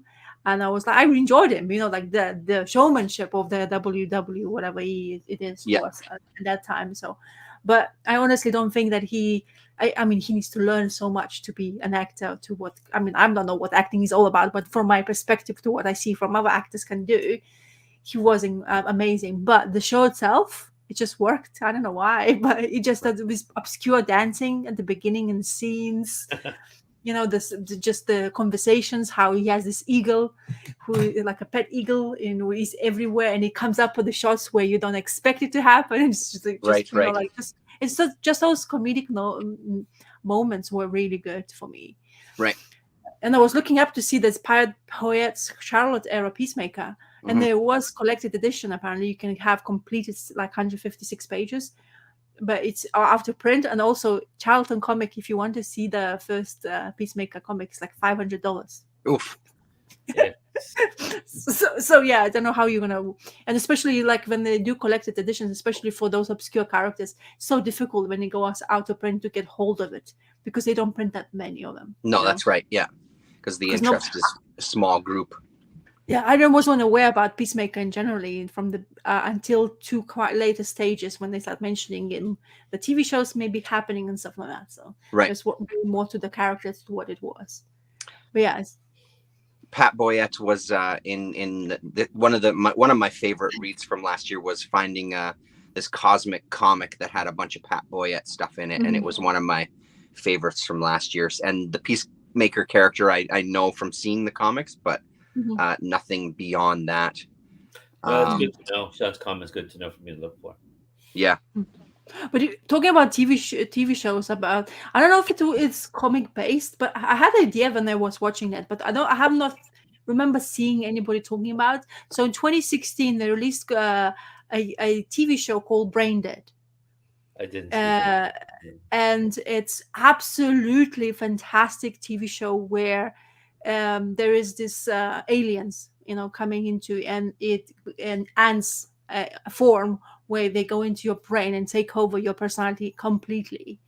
And it's so much so underrated TV show, but because I've not seen any much people talking about it, no people surrounding me talking about those TV shows. But if somebody wants to divulge themselves for 13 episodes, so a TV series called Brain Dead. It what's the lady's actress's name? Oh, she's gone. Mary Sorry, Elizabeth. I'm still here. I'm just trying to deal with my charging. Hold on. Mary Elizabeth Winstead from the what's her name? From the I hate this. You know that comic series about the guy with oh my god, what is it? It's famous comic. I hate this moment when I start telling you a story and I don't know information. The back of my head is just gone completely. Scott Pilgrim. There, thank you very much. So Scott Pilgrim, she was the main actress. Okay. Yeah, never saw Scott Pilgrim. Yeah, so she's the main actress in that Brain Dead TV show. It's really good to watch. It plays with a political job because it's all based in taking over the countries and taking over people, how people they not realize who they are, and it's such a well done. But unfortunately, they cancelled because it wasn't as popular as everybody else. And now people who finds out about it saying, why the hell they didn't continue? So it's the one of those secret kind of those TV shows comes out where people say it's not very good, but then it becomes really, really popular. So I highly recommend for anybody who wants to just spend time to watch that. Yeah. What you been doing there? You just like sorry, my phone is gonna die and the charger wasn't working, and I figured I'd just mute and sign off for a second so it wouldn't be distracting while you guys were talking. It's sorted now though, so my phone hopefully won't die. Okay, cool, great, wonderful. Sorry. It's okay. So that Peacemaker looks interesting. I'm definitely gonna see if my maybe library will have it, but or if they don't, it's just a thin trade paperback. Yeah, it is because it looks very dark in it. It's wonderful. I mean, if you like, these are the Garth Ennis you like. When he was writing Hellraiser, his strongest stories were the ones that dealt with when he went back to when John Constantine with his girlfriend Kit went back to Ireland. And when they're in Ireland, they meet her family. And it's dealing with the social issues in Ireland at the time, the IRA and other things, and just family problems. Those are my favorites by him. And the supernatural stuff comes in later here and there, but he's got just a gift for this. But to be fair, I saw an interview with Garth when he said that the first American comic he read had been Dark Knight Returns. Huh. And I found that fascinating. That was the first American comic. I think that's when he said it was. And he thought all American comics at this point were like that. Obviously not. But basically, when he was a kid, he read the British comics, but he read a lot of World War II history. So that's his background when he jumped into comics and he was given Preacher at a very young age. So that may have something to do why his stories are the way they are, is that Right. he's not much of an American comic book reader. Yeah, yeah. He's familiar with the British comics, but not so much with ours. But he understands us. When I read his dialogue, he gets us. He gets what it means to be an American, in the sense the better, the good and the bad. He understands us quite Yeah. well. And I think that's the true imprint of an artist, really, who really can put himself or herself in someone else's shoes. And just a good communicator. I mean, if you even think about it on that side, like you need to know who you're communicating with and what their language is, and then you can kind of throw in those maybe a little bit more subversive elements to get a different kind of message across. So know the language and then hit them with something, like hopefully something that they walk away with, right? Well, maybe on that is that when Preacher came out was early 90s, right? Mm-hmm. In the United States, that was the emergence of the new right, the Right. religious right. The religious right here in this country had begun to emerge in the early 70s when Roe v. Wade and other things galvanized them. People that were Democrats switched to the Republican Party because just on the abortion issue and those issues, right? Issue of feminism, the equal rights movement had really divided the country. And so by the late 80s, I remember this quite strongly, there was a strong reaction against feminism, strong reaction against the gay community. And and a candidate would likely be defeated in many of these swing states if he or she did not support. It's the whole family values thing. And you probably have heard what that is, right? Which is a code word, right? For being a certain kind of Christian, a certain type of things, right? Right. And so when Preacher came out, it was a complete about face on all that. It was a complete, so you have these angels and the devil, and God's not very nice. The angels aren't very nice. I mean, it's a complete blasphemy, right? But Garth already sensed this. I mean, I don't know if he was living in the States or if he was living up in England, Ireland, but he understood us. That's why that comic said, he's on the pulse of us. He's got us. So he knows who he's communicating to. Right. Those of us who don't think this is a good direction for the country. It goes against the founding of the country that Thomas Jefferson envisioned, of the separation of church and state, those type of things. But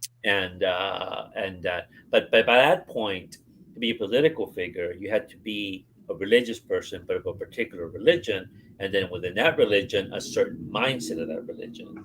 Right. Otherwise, you were not considered a good person, and worse, unpatriotic. Right. Fed into that. So that book, I mean, and it's a DC comic book, right? It was Vertical DC, right? It was quite amazing. Yes. It is amazing, and it's also amazing that even with working in these systems, you can still get some of these, or these corporations rather, you can still get some of those stories out. I mean, again, it just points to the importance of individuals within those corporations giving people these voices and massaging those relationships to make sure that the stuff they're writing is actually going to get published. And it's interesting. As for Sean's comment here, I mean, I would say that's an impossible thing to answer no matter where you're from. I mean, what does it mean to be Canadian, French? You have a good understanding about it. Yeah. Terrence, you haven't finished reading Preacher, have you? I haven't. No, I haven't. I started it, and one of the things I give him shit all the time for not reading it. So I didn't stop because I wasn't liking it. I just didn't continue it yet. Yeah. I couldn't stop. The minute I was just like, of course I haven't read it when it was published, but I read it in collected editions. But the minute I grabbed hold of that, I just could not stop. It's just like it's going bonkers for like, and you like the level of crazy used to be like okay, so he reached level where I can understand what's going to happen, and suddenly it's like again, he's going to go somewhere where you're like, oh, that's uncomfortable. Should I even Yeah. open the? I don't think I would want to be like opening in the public, like cafe, like reading comic. What are you reading? Yeah. This, and you're like, what the hell is this shit? Yeah. When I got back into comics about 10 years ago, it was very popular with millennials. I was surprised. Yeah. I don't know how millennials discovered it, but many of Yeah. these young 20-some-year-olds at the time, they were like, "Have you read Preacher?" I go, "How do you know about Preacher?" Right. I don't know. Oh, that's absolutely fantastic series. Yeah, but certain books become legendary, right? So yeah. Which is a subject sometimes we don't want to at home. Anyway, this is my turn. It is, Rasa. What do you got? So there is a problem when I go and pick up and don't look what I pick, because it's just what it drives me. So I picked up this A Can Opener's Daughter by Rob Davis. So Rob Davis is a UK-based artist, and he's known for 2000 AD and all other publishing things what the UK has done. What I didn't realize after I finished this reader, I realized this is the second book in trilogy of 3 books. So I went right in the middle and started reading story from the middle. But I do tell you one thing: I wasn't lost. I didn't feel like I missed some information. It's really well told and it's very imaginative. So the way, I don't know how to even describe this, because it's it starts or about like the time where is this world where this girl she's living. So it starts with the phrase where she says, my mom started drinking after she became a prime minister. I was like, okay. Dad started hiding under my bed, and then you're like, what is going on here? So that's where I got lost, maybe from the like a little bit from the beginning, but then it got told. So that's her mother. She's a prime minister of this area where they live. They live as like in the parliament. And I was thinking what we see, because she starts with the story starts with her mom being drunk. Maybe it's what she's imagining when you have like a confronting parent. Sometimes in your imagination you put them into uncomfortable beings. However, this whole story with all the parents are tools. Like her dad is a can opener, like literally can opener talking to her. And I was thinking, so this is just the memories, but this is the world is entangling the story into. And she is being a girl where mom tries to control her completely. She brushes her hair when she really doesn't want it. She puts her in situations where like, you have to work, you have to study when I told you to do so, and you have to do it from the house. And she just keeps annoying her mother. And that's the dad talking. The can opener saying, do as your mother says to you. And then if the wife gets angry with her husband, she puts them in the kitchen drawer. And then she has a teacher's ink bottles. So the ink bottles opens up, and they have this massive informational pool where she's learning from. And then she has these creatures who is in the garden and blabbing something she never understood why.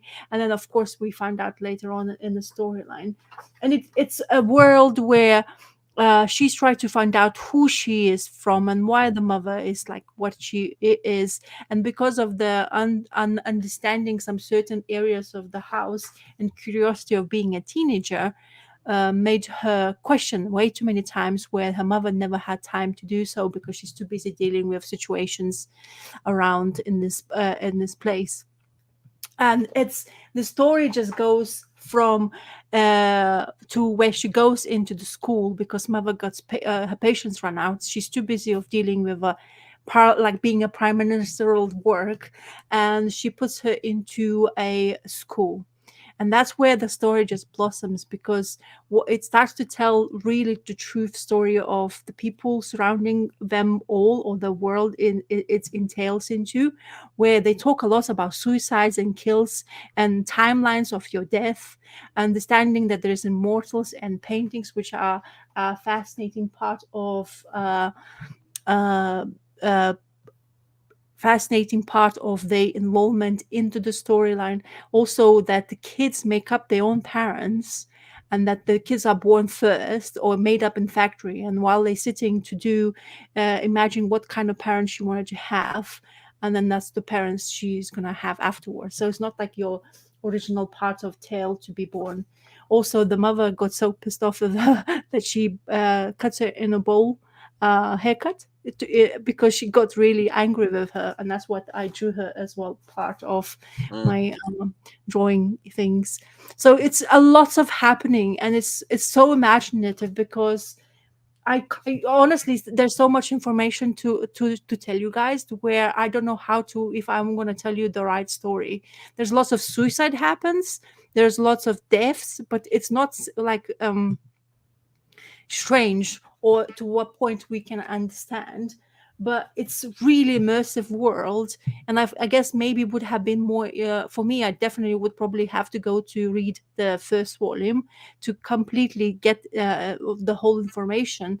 But just following this girl around and trying to find the real answers and questions, where she's come from, why they have to do this guy. This is the parents of some kids who they took the head off, and they use them as a flight mechanisms. And then they crashed, and they said, oh, thank you, now I'm free to be dead because I don't want it to be in existence anymore.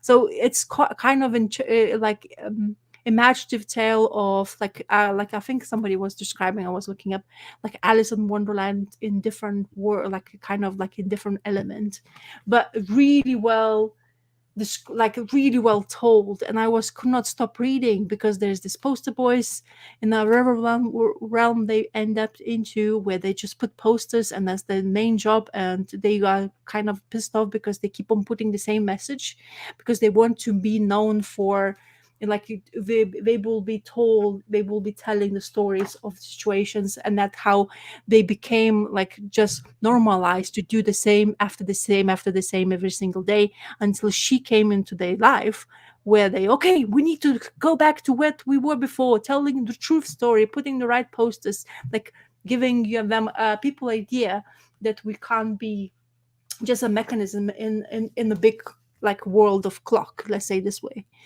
And then you have this other friend of hers who basically has this speaker inside his ear, where it's actually been implanted into this brain because to make him sane, because the only thing he's thinking about is to write a book. It's called Book of Forks. So it's just a fascinating little tale. And I'm sorry if I'm not fully in telling you the story, but like people placed in bottles when they die, and they have this death clock to tell them when they will die. And she's basically comes to free this kid because this is the day he was supposed to die. Everybody knows when they will die as well. So it's just such an imaginative tale to read. Mm-hmm. And I already looked in the library to see if they have volume 3, and I already reserved it. So when they're going to get it, I'm definitely going to read it again because I just love the imagination this creator has wanted. Like, the bears have these little baby faces on. It's called the Bear Cave Park or something like that. It's just so beautiful, and it's so much. And she's changing the realms. She has to take this like really long ladder. These beings, which were in a garden in the parliament, they were being drugged by her mother in order not to tell where those different realms were. So when they got sober, she finally found out the entrances to it. So it's just such a beautifully told little tale where, as I say, very imaginative, and the art just worked for me more and more. Black and white sometimes is kind of like boring in tale, but it's really well, I don't know, it's just thought out, the style of where the shadows came, the creatures created in generally, where those pipes are dead kids who's been basically died, but they still have messages to tell. So they've been put in this greenhouse to basically make them root themselves, so they will be a much happier place. And this 2 old couple basically taking care of them. It's just, imagination throughout. It's a surprising book. I don't know if it's, because of the so much suicide or killing, or when the death starts, how many, I don't know if this would be suited for, I mean, young adult definitely for sure, but I'm not sure if it's suited for even younger audience than this, because the imagination wise is really beautiful. But when it comes to suicide, I always have this a little bit of a flicker in my head, saying, oh, is it really we want? And the main character's name is Vera. And it's a self-made hero who's publishing this. Oh, right. Yeah. Once again, I told you about the kind of similarities to the things. Mhm. And yeah, so so Bear Park, the areas he's giving you. So the Grave Acre is another place where they live. And this is like, so he has the Can Opener's daughter. So Motherless Oven is the first volume. Second volume is Can Opener's daughter, and the third volume is the Book of Forks. So I already pre-ordered Book of Forks, but I didn't see the volume 1 in the library, so kind of weird. But such imaginative tale, and they have these paintings. And the paintings are entailing what were history beforehand, the paintings of immortals, and they like really like mirrored, and it's just like this kind of drawing style where really nice, simple enough, but really good. And also you have this parliament where she's never able to enter, and it has plenty of rooms for her to discover it into and stuff like that. So she always wants to find out what her mother is up to, and she's like like sitting in the parliament discussing what they can do and how did so, and what the mother does, just the boobs, and what she's like getting information through the boob or something, I don't know.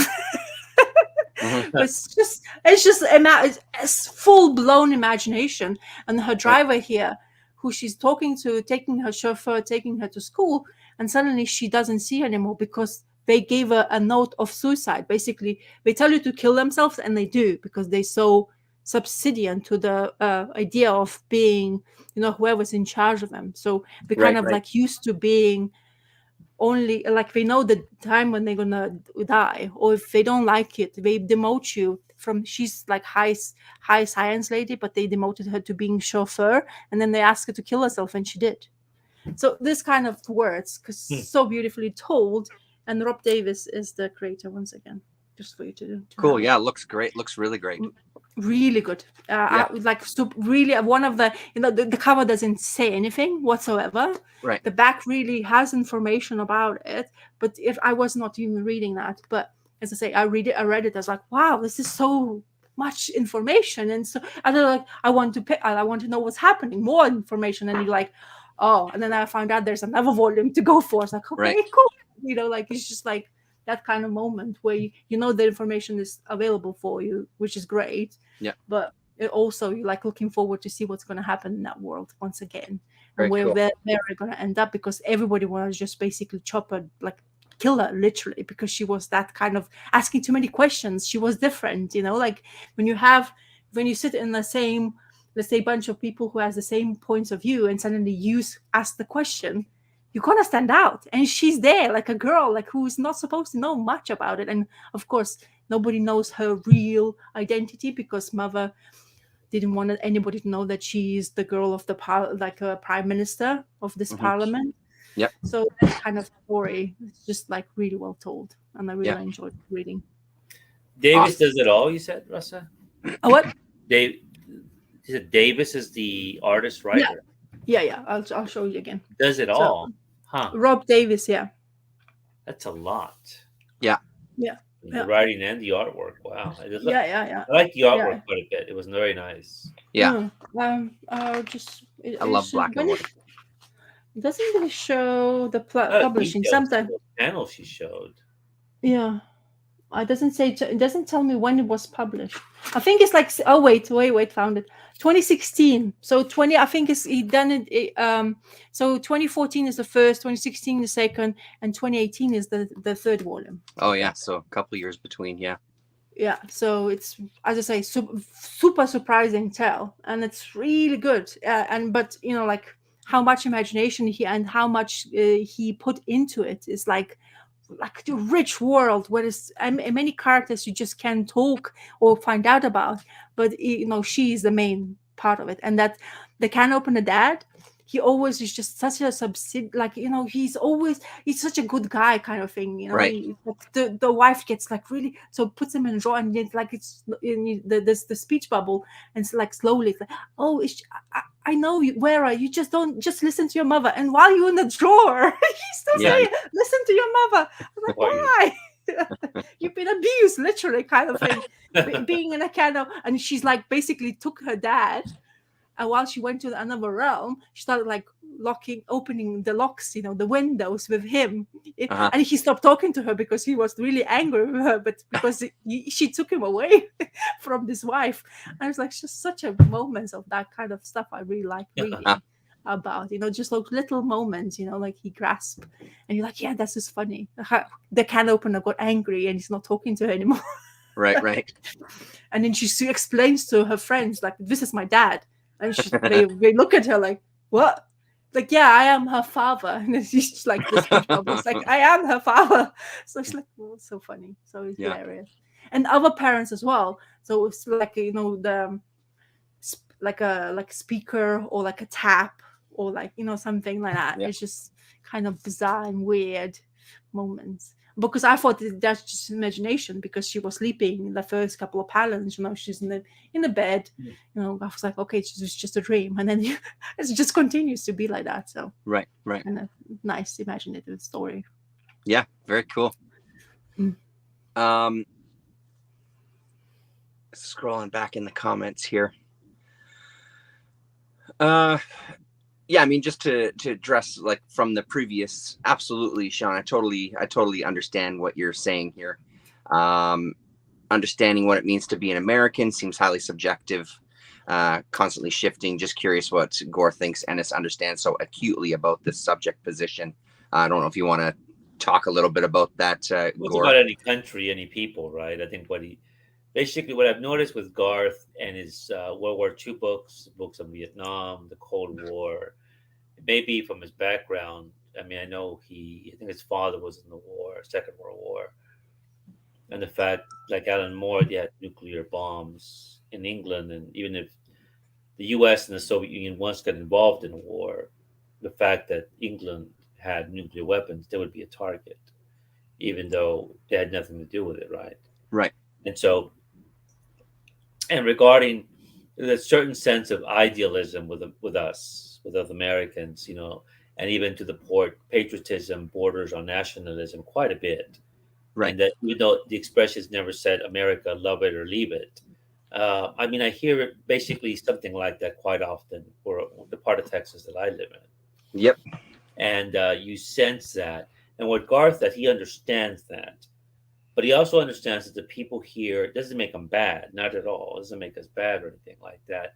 But he senses how that sometimes could cloud us and get us involved in conflicts that we shouldn't be involved in, and how we're lied to and easily manipulated and such to get into these conflicts. And it feeds on our sense of patriotism, our sense of community, and also our sense of whatever the other might be. And but certainly that idea of being the good guy versus the bad guy, which is almost childlike, right? But Right. we still have maybe a nostalgia for a time that never actually existed. When you look back in the West, back in those days, well, those days were pretty bad when you really look at it. People that survived back then, it was tough living. Yeah, but they worked hard. The government didn't help them. You see all these code phrases, right? And he understands how that resonates with the public. Right. And he sees that in the characters. And he's able to put that, like someone like with Nick Fury, in a storyline where a man who really believes in what's good about this country, how it can be manipulated and to make us do terrible things. But America's not alone on this. I mean, there's no country that I know of that was not formed on a body of bones and blood, right? I mean, that's just human nature. And so, but he's able to do that with Frank Castle exceptionally well. And then you see someone here, like this character here, the Peacemaker. And so that's what I mean. And when he tapped into the evangelical fervor among a segment of our population, which is quite powerful politically, and he was able to use that for Preacher. I mean, and to make this, this it's a really satire on us. It really is, and Right. it's humor because and that goes back to Mark Twain. Mark Twain wrote a lot of humorous pieces about us, and Huckleberry Finn, which is one of our great American novels about a friendship about a white boy and a black boy. And Huckleberry's life is horrible. There's bodies in the Mississippi River. His father tries to stab him. It's horrendous.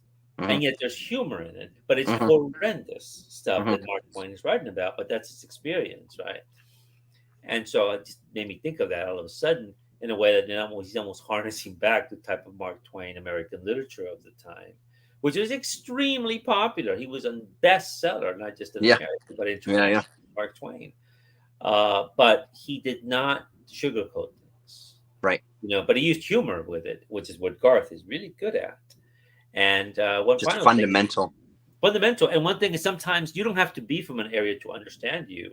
One of the best films, I mean, I've commented here in the past, I think, best movies ever made about Texas that got us right was made by a non-Texan, Mm. John Sayles, an Easterner, right? Who traveled through our area. He took a notebook, he traveled, and he wrote a great film about us called Lone Star. Mhm. And about what it is to live in a small community in Texas, the people there, and how we are, the good and also the bad. I mean, he got us right. It's, Right. it's a wonderful film, and I always recommend it to people. When I understand Texas, watch that. Yes, Giant is good, but and also, yeah, I recommend Larry McMurtry's novels, right? Mhm. But otherwise, that's a good film, and you'll get us, like us, and it'll be good. So, And I think also with some of that too, there's yes, there's capturing like a country or a group of people, but then there's also some things that are going to translate to just human beings, period, right? universal. Like there's Yeah, these absolutely. specific things, but then there's these more generalizations. And I mean, again, like that idea of this kind of like looking for these simplistic answers are absolutely what you said. Yes, could be looked at as American. It's also looked at as like a human thing, which is also why it's so great to see some of those mainstream comics kind of tackle that, because I mean, that's the bread and butter of Marvel and DC. Good is going to win, bad is going to lose, everything's going to be fine, we're all good, we've got control, da da da, you know what I mean? So it's an interesting form as well, or format rather, to kind of talk about those things, because you just think of whose little brains are getting infected with some of these ideas if they're adventurous. Yeah. Like with the Vertigo stuff when I was growing up, I mean, that stuff had all these little nuggets of subversion, which is really, that's like candy. That was candy for me, man, having these little subversive elements, and what's he talking about here, and who's this person? Like that's great stuff, right? Mhm. I guess it's me. You're next, Terrence. Yes, Mhm. I am. So something I picked up recently, two books of this manga series, Sanctuary, from Viz. So again, back from the 90s, I think. I think there was like 7 or 8 of these. This is 1992. The artist did Fist of the North Star, I think. It was an interesting book that by the end of the second issue, I would like to hunt for more. There was enough going on that it caught my attention. There's some really kind of unusual moments in the art in here. There's a lot of this almost like fashion photography of our main characters, so much so that some of the books, or some of the chapters rather, end with like these close-ups of their faces and these sun glints and things that are going on as they really just pose for the camera, which is very unusual a little bit, and that fist in the foreground there. Kind of like a Yakuza tale mixed with political intrigue. You start finding out the relationship between our two kind of main male characters, that they've known each other since youth, and they basically had a rock paper scissors moment where whoever wins, you're going to go on the track of the Yakuza, and the other person is going to go on the track of being a politician's assistant. And at some point, we're going to come together and we're going to start using like blackmail. This is the politician here.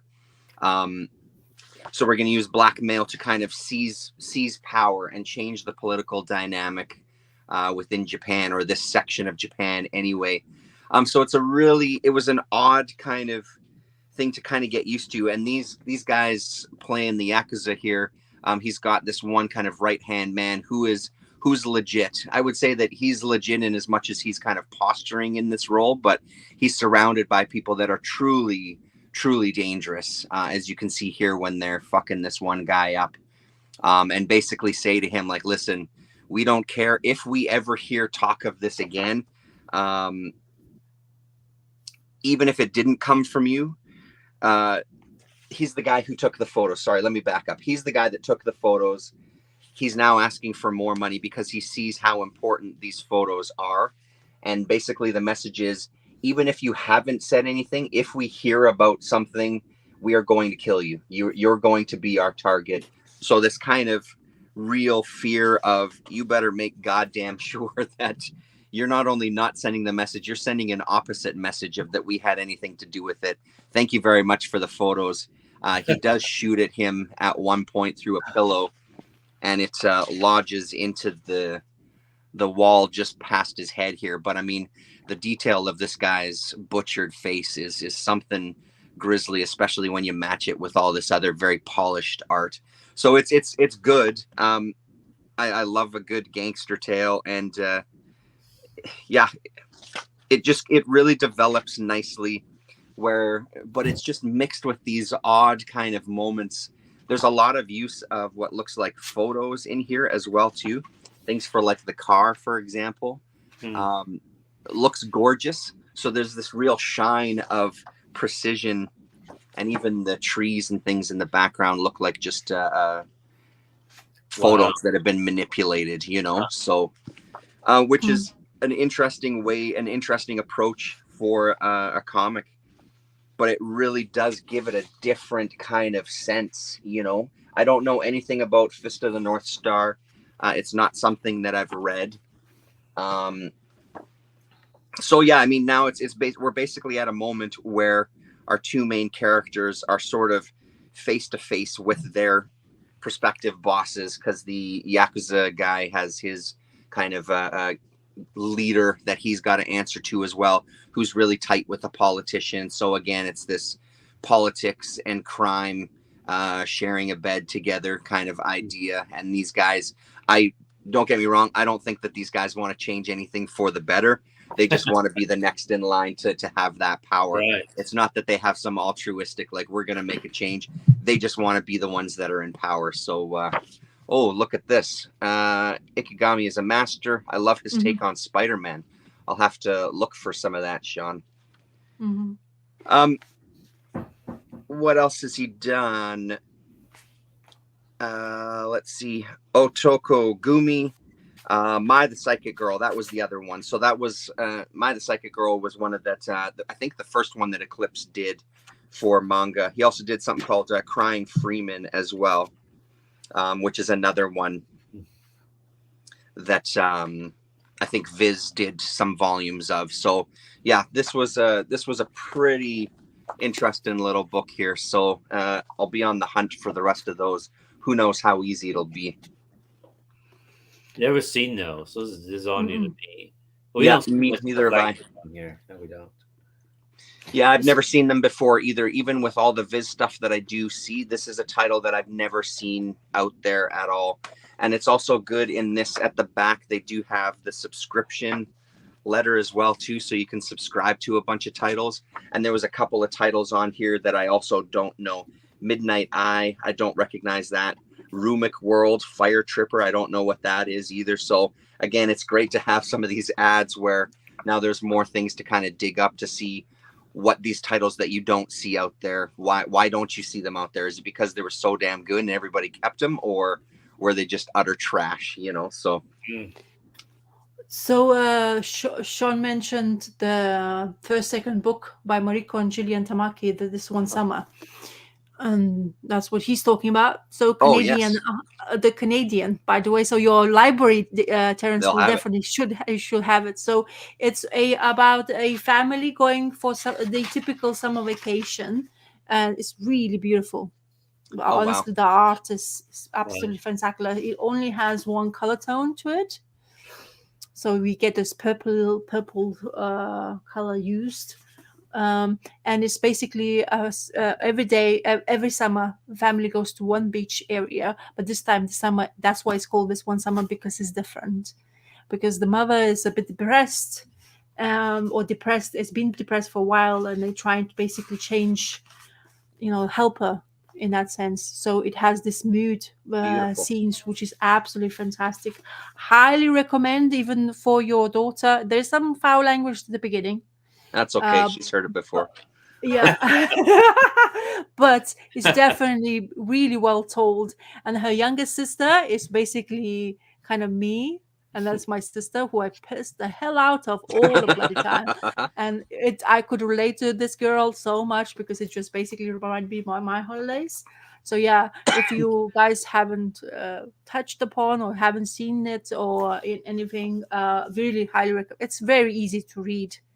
Great panels. And Mariko Tamaki, as you know now, she's kind of like everywhere. He was at the time quite a lot of times when this came out, I guess, in DC comic books as well, I think, and Marvel comic books as well. She got that kind of gist of it, and I think she's been publishing quite a few of things. So yeah, really beautiful, a little Cool. work, whatever sisters have done. So Nice. yeah, I hear you, Sean. I have this one. So yeah, really good. Sean saying Midnight Eye is wonderful, a good companion to Cobra, and then Super Mutant Magic Academy is also very fun, by Jillian Only. I see. Okay, cool. And I'm gonna have a look. But, yeah. Really Should we cool. do one last round there? How's everybody doing? I'm good. I have one more. Yeah. One more. Okay. Yeah. All right, Gore, hit us. Well, briefly, I'll show you some of the stuff I bought at the comic shop. Yes. Oh, Last yeah. day or two. I think Another £20, but $20 still, yes, like Buffy was. Basically, yes. No, I'm not. Basically, was for. I'm not joking. This was basically $20. Nice. Oh wow! Look at me. Well, the funny thing is, to put a note on this, and because I asked them to price them for me, and Beth, again, the co-owner, or Stephen, to look at her husband, and this is what they wrote. I don't know if you can see that. This is for the reader. No one wants these. At my shop, I'm known as the reader, because I actually read my comics, and there's a growing segment that we've discussed before in my comic shop. People who don't read comics, they just buy them for speculation. Yeah. So at one point, I was known as the reader, that's what they called me. And whenever I'm there, I see a bunch of stuff that comes in. I said, no one's going to buy these. And they're not spec books. They're not key books. They're not any of these things. And so anyway, that they put down the note. That's awesome. Cool. One for Ms. Rosa here. It's Buffy. Of course, there's Buffy, right? Oh, look at the angel. It's so dreamy. Well, you have to get this one. This is by Brad Meltzer. Season 8. This is the series that came in. This is the comic. The TV show ended season 7, right? Yes, something like that. Yeah. So this is the series that came in afterwards. Right. And I'm trying to get it. It's basically, they're getting these comics from one collector, and I happen to know who she is. She's getting rid of her singles and such, and some of her trades to keep the omnis and everything, right? That's why I got the last collection that you guys saw. I see. Good luck, out. So this is the only one for season 8 that I've read. And again, written by Brad Meltzer, art by Georges Genty, and give you an idea of the artwork here. And I quickly read through this morning, and the premise is basically Buffy. A bunch of Slayers are dying, and Buffy, as they die, Buffy's getting superpowers. Now she doesn't know why she's getting all these enhanced superpowers. She can fly, she can see through walls, she can do all these kinds of things. And the villain is this character named Twilight. You see the guy right there, the villain there. And again, I have not read. This is late in late in the storyline of season 8. But Yeah. apparently, Xander is dating Buffy's Mhm. sister Dawn. Very Oh, nice. wow. And I guess and Buffy's giving him a hard time for being a cradle robber. Mhm. And he says, "Well, I've known her since she was little." I go, "That's the point." And it's very funny. I mean, it's hilarious actually as I read it. The writing is just very good on this, and the whole thing, and also it's Superman 1, Christopher Mhm. Reeve film. Uh-huh. Is at one point she throws Xander up because she's flying up through the air, and he says, "You've got me. Who's got you?" Again, all those references. Uh-huh. And at Uh-huh. one point, Buffy calls out the villains, which is a general and some other people, and she Uh-huh. says, "General, step outside." Again from Superman, actually from Superman 2, I think. Yeah. And so the whole thing is premised on that. But anyway, what I find really fascinating here is it's revealed that one of the main villains here is actually what's presumed to be the villain is. Let me show you here.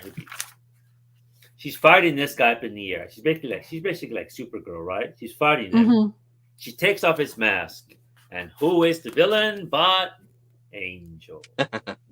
Oh, you see? Okay, but we learned he's not really the villain, right? So they fight it out, and this is really funny.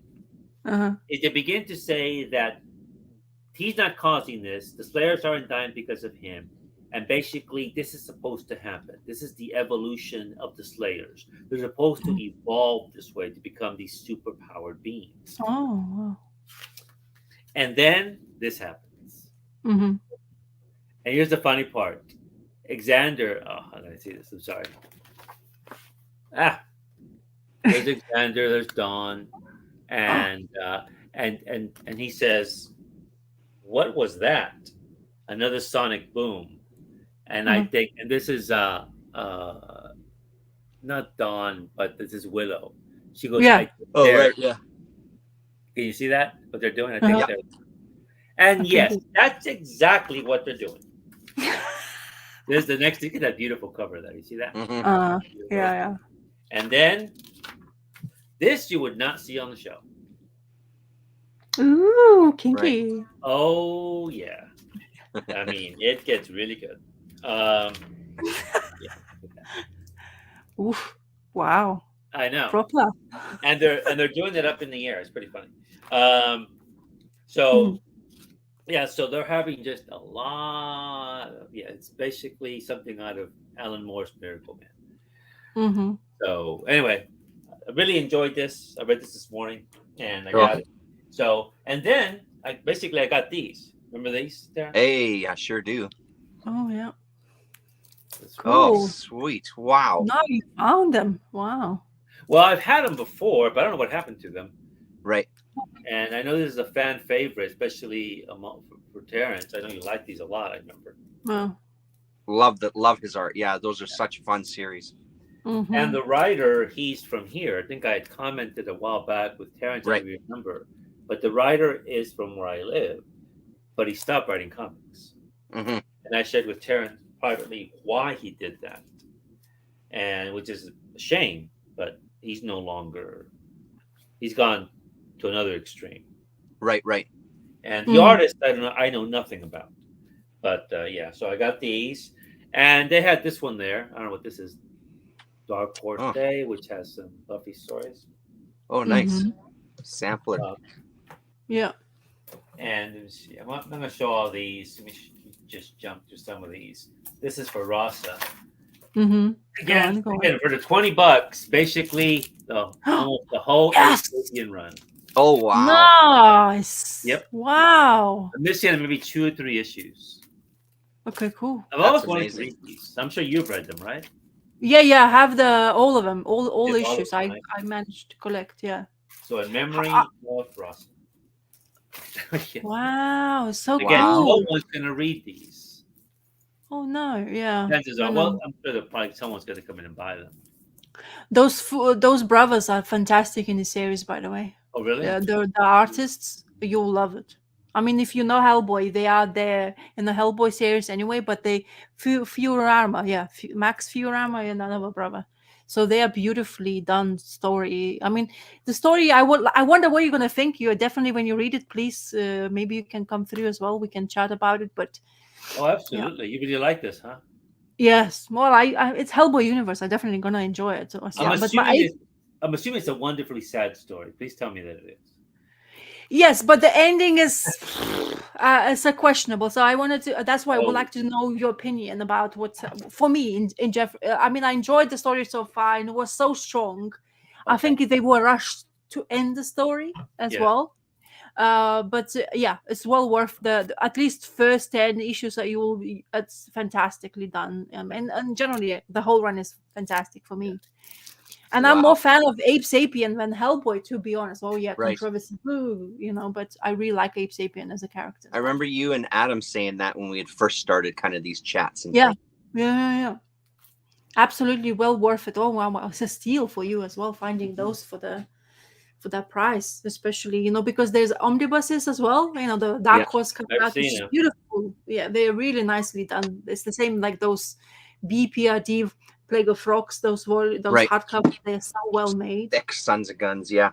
Yeah, and this one as well is produced in the same fashion, but the art is absolutely spot on, and it's just that he has this kind of he's part of the team, and we give him complete limelight in the series, which is what I've been waiting for so long, because Hellboy is always everywhere, but he's also this intriguing character, and you find out what a part he has for those plagues of frogs, and what he was trying to and being difficult about dealing with that situation as well. So it's really good for me. Like you just looking at those covers now, I was like, oh, I remember those covers. I remember that cover. Those covers back in the day. So, Yeah. The thing is about this collection, when they came in, I was there. The guy who sold it, I know him. Here where I live, most of us know each other, the comic book people. So I know the speculators, I know the readers, people in between. Or at least we know who we are. Right. Yeah. This guy brought in 3 short boxes. He had not read one of them. Oh. And I looked at him and I said, hey, you have a whole Ape Sapien run? He goes, yeah. And he had these other books, right? That went by Sapien, right? These here, right? Yeah. He goes, no, I'm not going to read them. I go, why'd you buy them? And he goes, well, I just bought them. And so he has these 3 short boxes. Now, at my shop, you can't make money off these things. These go to the 50-cent bin, the 5 for $1 bin, or the $1 bin. Right. And they're not going to move. And I said, so you haven't read any one of these? He goes, no. And also in this collection of all things, there's a Scottish philosopher named David Hume, and I read him in college. He had a book by Hume on natural religion. I go, his name was, I said his name, and I said, you have a book on Hume in here? How'd that get in here?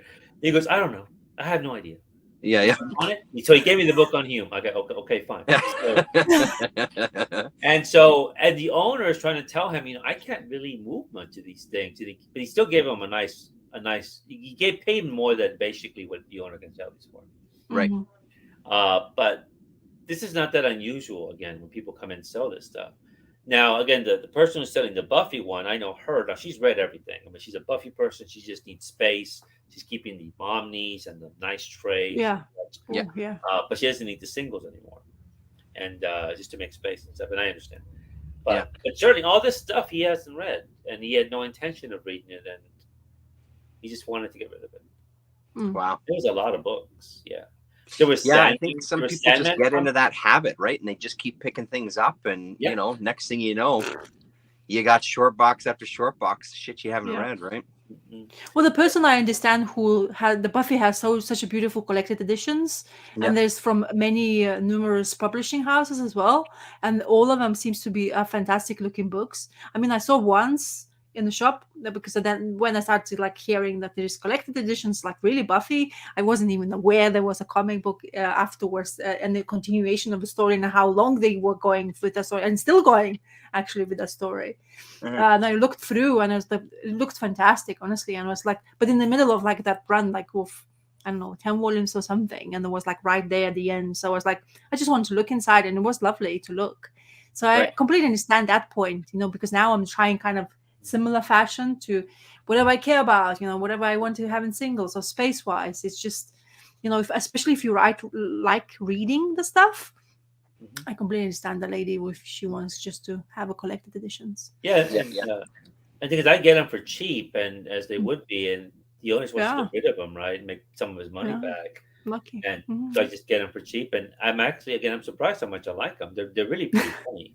I mean, this fits in. I mean, Buffy fits in really really good with the Hellboy universe. It really does, because you can do stuff in here that you could do on the show, right? Not just the sex stuff, but just all this other craziness on it. But but the humor's good, the writing's good. Now, season 8 is supposed to be. I know, for the love of comics, has read all of season 8, and he really liked it. And I'm looking forward to just getting them. Although my nemesis, Brian K. Vaughan, right, some story arcs. Right. Yeah. I'm still going to buy them when I see them, and I want to read them. Suffer through them. I'm going to suffer through them. Yeah. And there better not be anything with the S word in it. And, right. And any kind of like that, Oh, at my shop, the funny thing is, when they opened the shop, somebody sold them a bunch of Saga Pups. I'm sorry, I said the word. A bunch of Saga Pups. All of them have sold, but Alana. Oh, really? Hey? She's still there. They had like 8 of them, 9 of them, of all different. Yeah. She's still there. No one wants it. It's worse than Hal Jordan. I mean, it's worse than poor Hal. No one likes Alana from Saga. So she's next under the blade then, I guess. Yeah. She's scheduled for the night. She's scheduled. Well, she's still in the box. I mean, Hal and them are not in the box. That's why she's right. She's safe. She's in the box.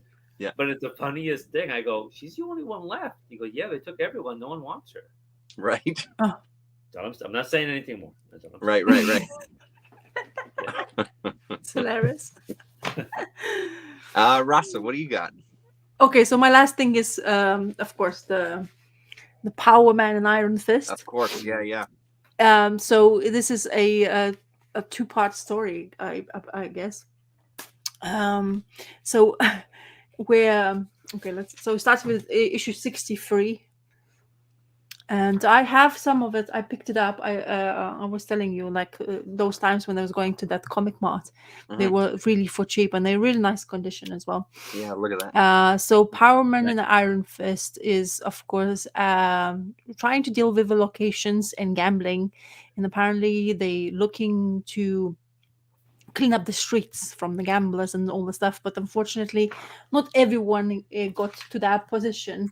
And we seeing the action where they're basically battling with one of the groups, and they completely trash the gambling house, and they try to attack the Power Man. It's like, I mean, you have all sorts of guns. It doesn't work on me. And then this guy comes in. No, I have this nice little toy, and it's kind of proper whoops him to the ground. And he's like, oh, he's gonna stop me. And he's like, haha, not really. I'm still here. I'm awake. Even though you have this overwhelmingly powerful weapon. And it's absolutely full on blast and full. And it's a story about these 2 bad guys who they still continuously try to look for. And their names are Suerte and Muerte. The gang they part of, and of course they also keep on telling you the story of how the Kunlun story, or the origin of our Iron Fist, how he went into this family, decided to find this place, a magical place, Kunlun, and they were hiking up, and it seems to be a part of comic book origin that his parents were killed off by the guides.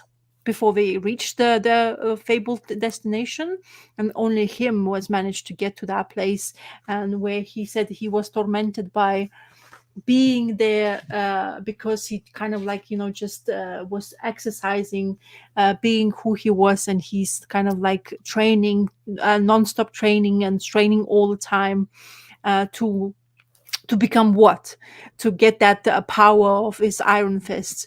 And then we have also a torment of the Power Man. So Power Man, I don't know his origin. I don't own, nor I don't have I remember read the origin either. his first like origin story. Apparently he was a thief, according to this. Well, the book was just slightly, so it's funny. So Iron Fist gets mentioned and his origin story is mentioned, but Power Man was kind of that it wasn't disclosed in this. Like, like you have your superhero comic books, they tend to tell the story before the story begins. Uh-huh.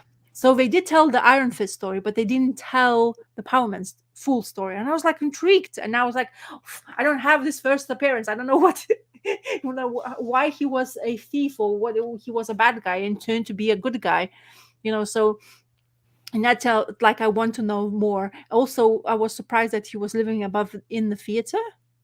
So that kind of remind me of Terrence, as you'll help me, that story, new story that Brubaker is writing with Sean Phillips. Yeah. About, Reckless about the guy, and he lives in the theater as well. So kind of remind me of that story.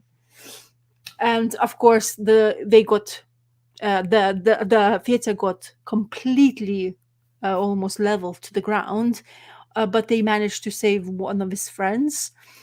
So the guy, the Suerte Muerte, is basically who is trying to basically get rid of those Power Man Iron Fists, but because they are bad for business. And the artist is what is his name? I've not heard of him. So Kerry Gamble. Mary Jo Duffy is the writer, and Kerry Gamble is the penciler, and Green and D'Agostino is inkers, which I also don't know. But the work of art is absolutely lovely. They're dense pages, yeah. Yeah, and they're so like this is the mask the Muerte guy is wearing as a death. Also, it's just so many beautiful panels around, and it's beautiful. I mean, it's okay, heavy reading, okay, for the yeah well known fact for those kind of comic books in the Marvel. Lots of things to read, but it's really interesting because he has his girlfriend who doesn't want to see him, so he breaks the door, the Power Man. It's like, why do you want to what like kind of you think that she's like maybe in trouble, or she's maybe cheating, but then you realize that this Suerte Muerte has told her not to be part of the Power Man's life, otherwise you'll die, or they're gonna get rid of you and nobody's gonna see you again. And it happens to every single friend. So this is another way of for them to deal with Power Man Iron Fist. Also, you have these crazy ads where this is the doll you can buy. Yeah, I don't know what the hell happens to his stomach area, but big bad vampire bat. Go. He's big, he's fearsome, but the best of all, he's fun. So those kind of ads are hilarious. And then you still continuously having interactions with fighting scenes with his sparring partner, who's basically puts to the ground all the time. So Iron Fist is keep on punching him to the ground, and he says to him, "Are you sure you still want to be my sparring partner?" And he's like, "I didn't come here for fun. I came here for a fight." So this is the panel I saw, which I really liked. That's nice, why yeah. So yeah, so absolutely enjoyable. I honestly love, and I'm more intrigued now to read this. So I have a couple of more issues of this in this original format. It's just beautiful to read this kind of comic books. I find it very difficult. Those epic editions, they're great, but they're so clear and so like clean that it doesn't feel like the era of the time it's been written at sometimes. Right. But you know, like when you read it, you definitely find Some that. of them are too bright. The pages are just too bright and white. Yeah. And look, there's like shoving the knife towards the Power Man. He's like, breaks. And he's like, ha, ha, ha. And this is the panel I used for the Power Man as well. So yeah, really cool. Fantastic tale. And then apparently next issue if I have is going to be Return of the Eagle, which I don't have a clue who's Eagle. Don't know But the. yeah, absolutely love.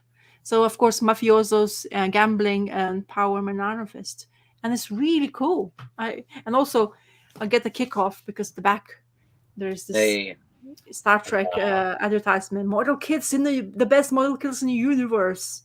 And I seen actually one of there's the a toy slash a gaming shop in a local area, and they have this old school toys, and they did have some things not that particularly style, but some Star Trek memorabilia toy which cost you just 250 pounds. I was like, oh my goodness, are you crazy? Mhm. But I guess they do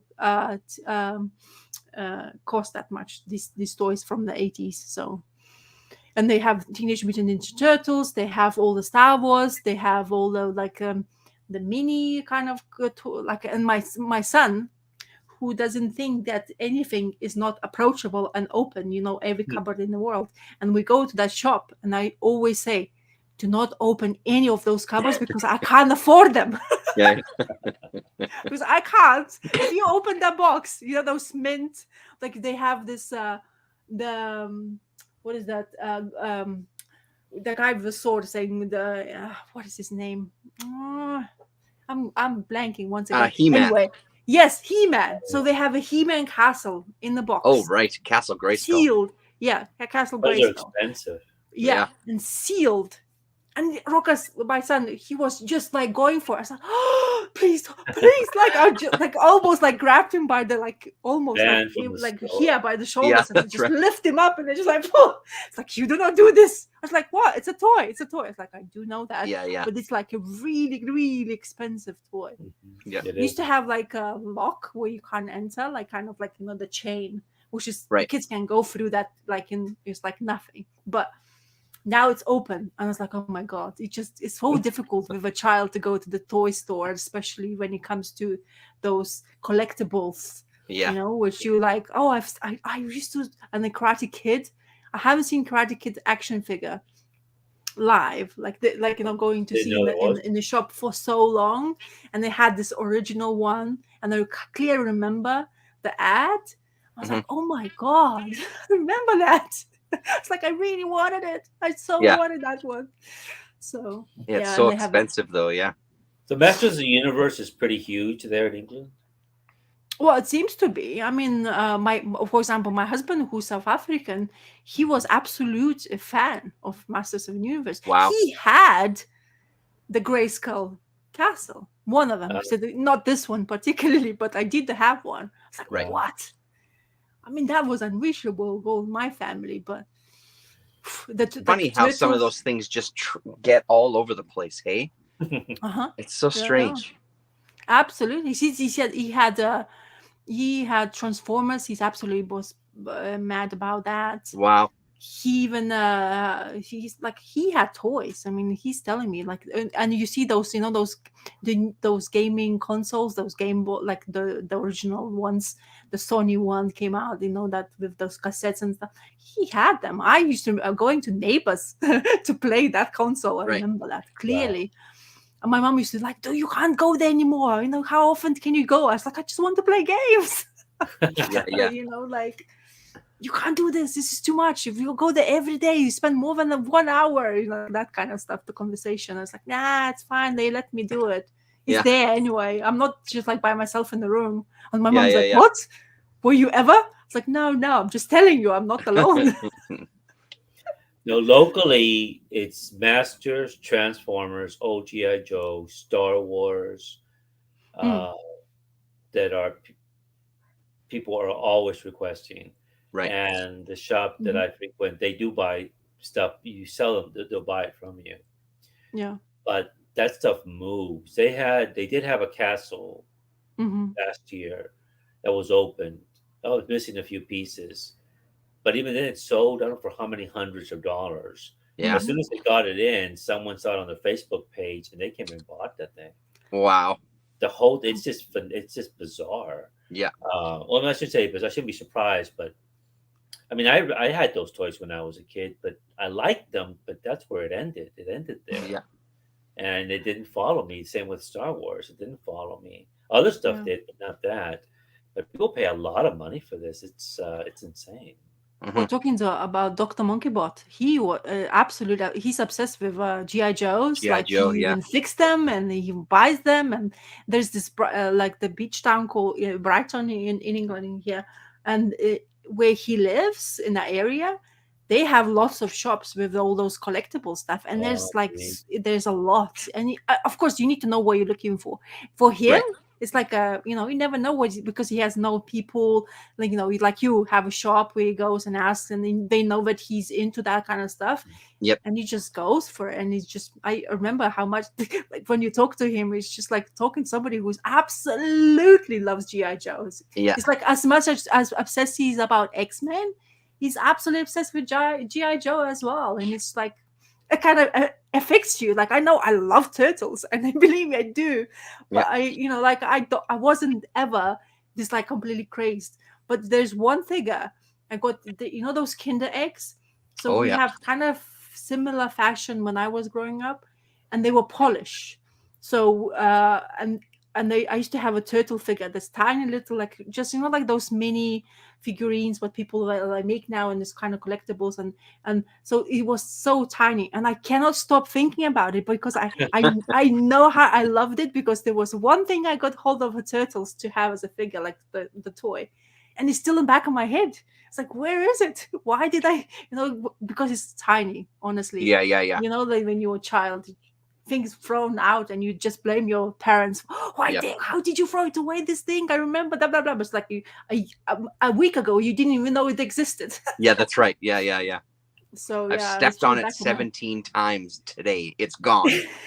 Yeah, it's the same with my son now. He has so much toys, and you hide it away, and you introduce it to it, and he feels like, oh my god, it's brand new. It's like, like a month ago you were thinking this is brand new. Now you just discovered again. So it's kind of similar fashion, but yeah, it happens. Yeah, those toys are. Well, so you mentioned turtles. There was talk at the shop that there's a turtle book coming out this week. That's a Last Ronin book. Yeah. Do you know about this? Yes.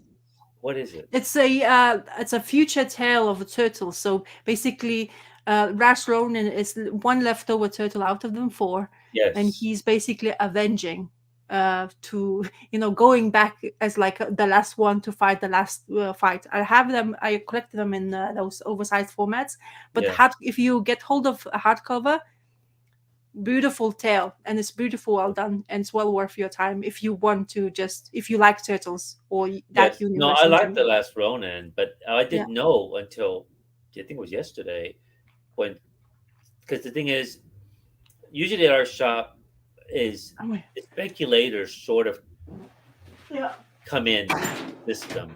They say what's hot, what's not. And this book, and I said, listen, I thought the Last Ronin was done. And the owner said, no, there's another one coming out. Oh, the speculators haven't jumped on this. Oh, that's the hardback? No, this is this is how I put in my one bag all of them. Oh, you put them all in one bag. Yeah. Okay. So it's good strategy. Yeah. So this is what came out. Yeah, that's one I have on my shelf. Yeah. So what you're saying, Gore, is there's a new one coming out. There's a new one, which, like Rossa says, it takes place after this, correct? It's probably, if you say so, because I actually get lost because they come out so many Turtles miniseries. So if you're telling me they're coming out for a new one, I definitely. The picture that I saw was this format and something about a grandchild. Who's grandchild? Oh wow! So that's a new story, that's for sure. And I don't know why. I probably, to be honestly, when I start picking this up, this is pricey. I mean, this was $8.99 for one issue. And then when you have them collected, it costs you a fraction, literally. It's like now I could get hold of all these issues, which was 5 of them. And in collected edition, it costs you less than, you can find if you're lucky enough to find hardcover of this, like £20, £35. It's nothing. I paid arm and a leg for just this. Yeah. And I was like, why do I do this? But, I'm a fan, and sometimes that's what happens. Yeah. But probably if I missed on that new one, I definitely gonna get collected because they're beautiful as well. They really well printed as well. Because Turtles collected editions, because I collect the original run in singles, and I have like 100 and some 30 issues I've been collecting now, and they have hardcovers, and they are really well bound as well and beautiful to look at on your if you want to. But there's like 16, 17 volumes now. Right. It's 100 and some odd issues, Yeah. Yeah. So yeah, so this story, if you can get hold of, not the new one, this one is really well told, which I told you about. I agree. So really good, really good. It's I would actually reserve your copy, Rasa, if you're going to get, because I'm afraid at this point the speculators are ignoring the book. But Yeah. if there is going to be a first appearance of somebody's grandchild, I have no Yeah. idea. Yeah. Believe me, I've been collecting that original run of Turtles, and they introduced a new turtle, the female one, Mhm. and that came out. I got my copy. My comic book guy said that hour I put your comic book in your pull, I sold every copy, and every like 20 people came through my shop. I've never seen them before, Yeah. asking for that just that issue, which didn't tell you much. It just showed her face, of course, but Yeah. Right. Yeah. and they absolutely go crazy. And this is Yeah. quite Which makes pricey in it that difficult format. when you have a pull list, because I mean, some of the shops, they'll, if the price goes up, they want you to kind of clean out your box pretty quick, because now all of a sudden they're sitting on I know that comic that's in your box that's been here for 2 weeks, I could sell for $50, and you have it at cover price, so you need to come in and get it, kind of thing, or they end up pulling it out of your box to sell it to somebody, right? So it makes the whole thing kind of difficult. Oh yeah, and then just show you the art. I didn't show you. This is the sampler. It's a prequel. Prequel, yeah. Oh wow. Oh wow. Well, that's Yeah, so interesting. I'll show you some art you can find in this. It's really cool. Good. Very good. So this is I don't want to spoil it. I think this is the last issue. let me not spoil that for you or people who's going to watch. But yeah, this is. So that format, the same what Dark Knight Returns, so probably, or Dark Knight came out. It's not a special format, even though IDW is doing similar that fashion. Yeah, but really good. I really loved it. The ending of this. Some people didn't like it because it's just quite, in a way, sad, but it's actually quite good for a fan who has been like me. I started my start Turtles. This was an animated series, and then of course when I started reading comic books, I started picking it up, and it's kind of a good way to tell me what would be the future like for them. Of course, nothing great, because they, at the end of the day, they are ninjas and all that stuff. Life doesn't go really well for them in generally, but like Splinter hasn't been alive still to this day, which is kind of interesting that they continuously keep him dead in the original the series which is coming out now. Right. So yeah, so just to show you, really good format. Yeah, much bigger, a bit bigger than the comic book itself, like comparing to Power Man. Slightly bigger.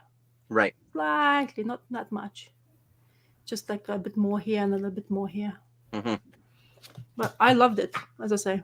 It's just, the price tag was like, oh my God, why am I doing that to myself? I could just buy 3 or 4 collected, like not 3 or 4, but like 2 collected definitely hardcovers from other publishing houses, let's say, for the price I paid for those 5 issues. So. Yeah, I mean, they know their market, right? They know what's going on. Right. Well, the fans, honestly, who buys those turtles, like myself, I've been collecting them for since the issue 30. Yeah. And now it's 140 something or 50 issues now. So, I am that kind of the person who would go, but I'm surprised I'm not. I mean, I heard something came out, but I was thinking, that's one of the offshoots, because there's so many. And the beauty of those collected editions, hardcovers I was talking about, they have everything. Yeah. Everything. Every miniseries, every whatever they were coming out is all in that hardcover, which I don't have. Right. So double dipping wouldn't be like, oh, maybe I should, but now they are kind of going out of stock with hardcovers. They're doing trade paperback versions now for people. Okay. Because some of them are out of stock, especially some volumes which has first appearances in, of course. So even hardcover volumes have a problem, that kind of stuff. Right. So I'll just end off with a small stack of stuff that I picked up today off my pull list at 204 Comics. I added a couple of things to my pull list as well too. Firefly is always on it. This is Big Damn Finale issue number 1. So you know whose hat that is. You know potentially what this story is. It was polybagged and it had a piece of something over top as well too. I guess so you wouldn't spoil the cover. I don't quite understand. If you've been following what the stories, if you've been following what the story is up to this point, it's not a huge surprise what potentially might happen. And again, I haven't read it yet, so I don't know for sure what's going to happen in here. But yeah, it's good stuff. I was telling Rasa before we went live, I got issue 1 and 2. I put this on my pull list. I don't know if you've read this, Gore, or if you know about it. Batman the Audio Adventures. It's surprisingly good. I found issue 1 and 2 for cover price. It's kind of a mix of Darwin Cook and the animated series. And it's so far really entertaining. Some of the captions, some of the narration is the word I'm looking for, kind of has that tone of an old radio drama. And it's really fun, and some of the character designs are phenomenal. Again, like with this kind of animated series type of style, I was surprised how much I enjoyed it actually. So he had issue number 4. I'm on the hunt for issue number 3, and I figured I'd throw it on my pull list to keep up with this one. Surprisingly good if you can find it out there and give it a shot. And the other one I put on my pull list today was there's a new Batman Animated Adventures Continue Season 3. Even though I wasn't as kind of taken with Season 2, I had a good look through this one, and the art looks much more finished than it did in Season 2. That was one of my problems. It looked really, really rough, and it just didn't have that same kind of magic. There's something still kind of digital about the coloring and kind of the layouts. It's a little dark, but again, I'm just such a fan of this stuff.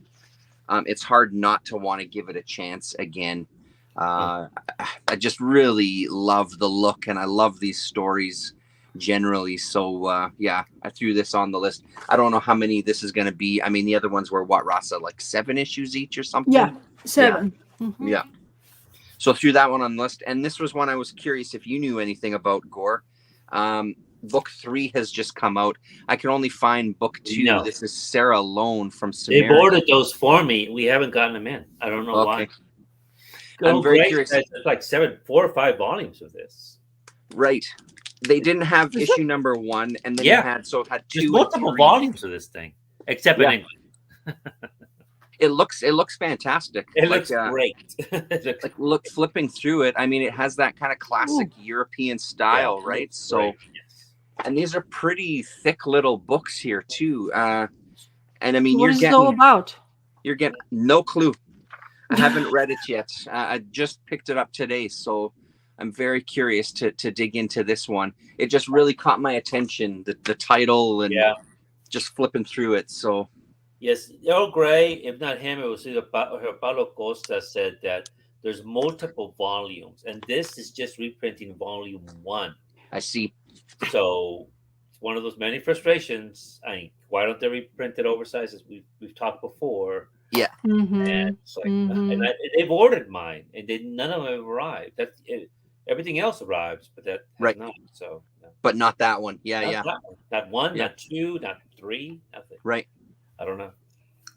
Now I'm interested I'm super curious. I mean, you know, I was a little hesitant for sure when I flipped through because, like you said, the size. And then these Sumerian comics are smaller than a regular comic. So it's not even like at a Blaze reprint size. It's a little bit smaller than that even, right? So, but I don't know. I figured I'd give it a shot. So who is this new publishing house? Or Sumerian. So they used to be Behemoth, and then they've changed their name to Sumerian now. So it's that same company, different name. And they did a whole bunch of stuff like that. Heavy Metal Drummer was one of the ones I was reading from Behemoth, and they have a bunch of titles. I feel like I see more of them now on the shelves than I did previously, the Sumerian stuff. And they're all that kind of little bit smaller format, which again is a little odd, but yeah, I mean, they must be doing something right if they keep coming out with new titles. I'm assuming that means people are buying stuff. And then the last thing that he had that I bought what he had was he had some Xenozoic tales, including issue number 1 here. So Nice Mark Schultz kitchen sink, beautiful. They look in fantastic shape too. 1, 3, 12, and then my favorite cover, I think, out of all of them, this 14. You probably won't be able to see it too much on camera, but there's a real nice kind of almost like pencil crayon quality to the coloring. He uses these bags. Here you go. Yeah. Beautiful, beautiful, especially like in his face. I don't know if that's coming up so well, but it does. It looks really nice. Yeah. And it's a nice cover stock too on this one, actually, now taking out. It's a little heavier. And it's black and white interiors, but it's Mark Schultz. So it's stunning stuff. I'm very excited to dig into these. I was never the biggest fan of this, but it's worth another shot, even just for the art. I don't think I ever finished reading the whole series. I used to have a collection of it, but it didn't last one of the purges. I'm not sure how many issues. I don't really know. And it probably doesn't say anywhere here. Yeah, no, I've got no idea. But this is 1996. Is this issue number 14? So, yeah.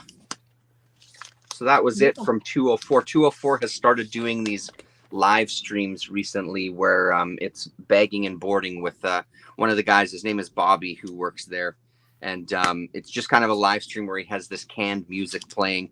And I was hanging out yesterday, chatting with them, and hearing some really good stories of kind of local Winnipeg comic community stuff. And one of the stories that stuck out was there's a guy in town, or he still lives here. He used to have a shop called Comics America. He used to be Styx Comics, which I've talked about in the past. And apparently what they were saying was one of the key figures that dealt with distribution in Canada, Styx Comics, because we're centrally located. He was really key in kind of doing the distribution of Marvel, DC comics in Canada, but kind of classically had a really not the best reputation the further along it went, that apparently it got so bad with Marvel that I think it's issue 112 of Peter Parker, Spectacular Spider-Man. At the beginning, there's a purse snatcher. A guy steals a purse from an old lady and Spider-Man captures him. They named him, they gave him Joe's name. I can't remember Joe's last name, but first and last name was the name of this character that stole this woman's purse, because they were really just frustrated with having to deal with him, which is an incredible, I'd never heard that before. I'm on the hunt for the issue as well, but we were talking about the importance of trying to write a book. Yeah, that series. Yeah. Issue 1. Okay. I'm pretty sure it's issue number 112, I think. So I don't know if you have that issue, but no, I have only number 1. I see. Yeah, I don't. There's quite lots of issues. I'm not the biggest Spider-Man fan. Right. I just do have a couple because I kind of feel like Spider-Man. Then I read. I love the animated series, but I'm not in the comic reading. Like it's too much for me. It's like such a big lore. It's the same like Batman. It's like, poof. It's a lot. I like Batman. I have Batman comic books, but collecting those kind of stuff is just like just too much commitment. Right. But hearing some of these stories yesterday, it really kind of solidified of like someone has got to do a book of, the Winnipeg comic scene, as with every comic scene, wherever you happen to live. But I would love to hear some more of these stories. So I was suggesting to them, because they're friends with some of the locals, including Dennis, who runs Red River Books, that's the place I love and I go to all the time. And I'm like, guys, get him on for an interview, like sit and talk to him. Like, let's hear some of these stories, because he's been involved for a long time locally, right? So hopefully trying to inject this. Come on, you guys got these connections. You're exploring YouTube. Let's get some interviews. Get yourself set up here. So let's hope that something comes from that. But yeah. Cool. That's great. Right on. Anything else before we sign off? Almost 3.5 hours. An epic session today. Oh, gee. An epic therapy session. It was fun. I enjoyed it. Yeah. Yeah, thanks very much for coming, Gor. It was great to have you. And grateful for the invitation. Anytime. So when you finish the Ape Sapien, make sure you give us a buzz so we can. I will. But Buffy's taking a lot of my time. Yeah. Lucky you, eh? I mean, a lot of my time. Sarah Michelle Gellar. Is that her name? I had not noticed it. I think it's Yeah. Sarah Michelle Gellar, isn't it? Yeah. That's the correct. Yeah, great Right. hair. Absolutely Mhm. great. Yeah. Yes, I'll definitely let you know. Definitely about Ape Sapien. Absolutely. Cool. Yeah. So, And anytime you want to come back, the invitation is always there. Just thank you, keep in Terrence. touch. Thank you, Russ. Thank you. Yeah. Russ. Yes. Right on. Everybody who listened today, thank you very much. And those of you listening in the future, we'll be back next Sunday and we'll be on Ross's channel. So make sure that you're subscribed and join us again next week. Yes. Right on, everybody. Thank you. Right. Bye. Ciao.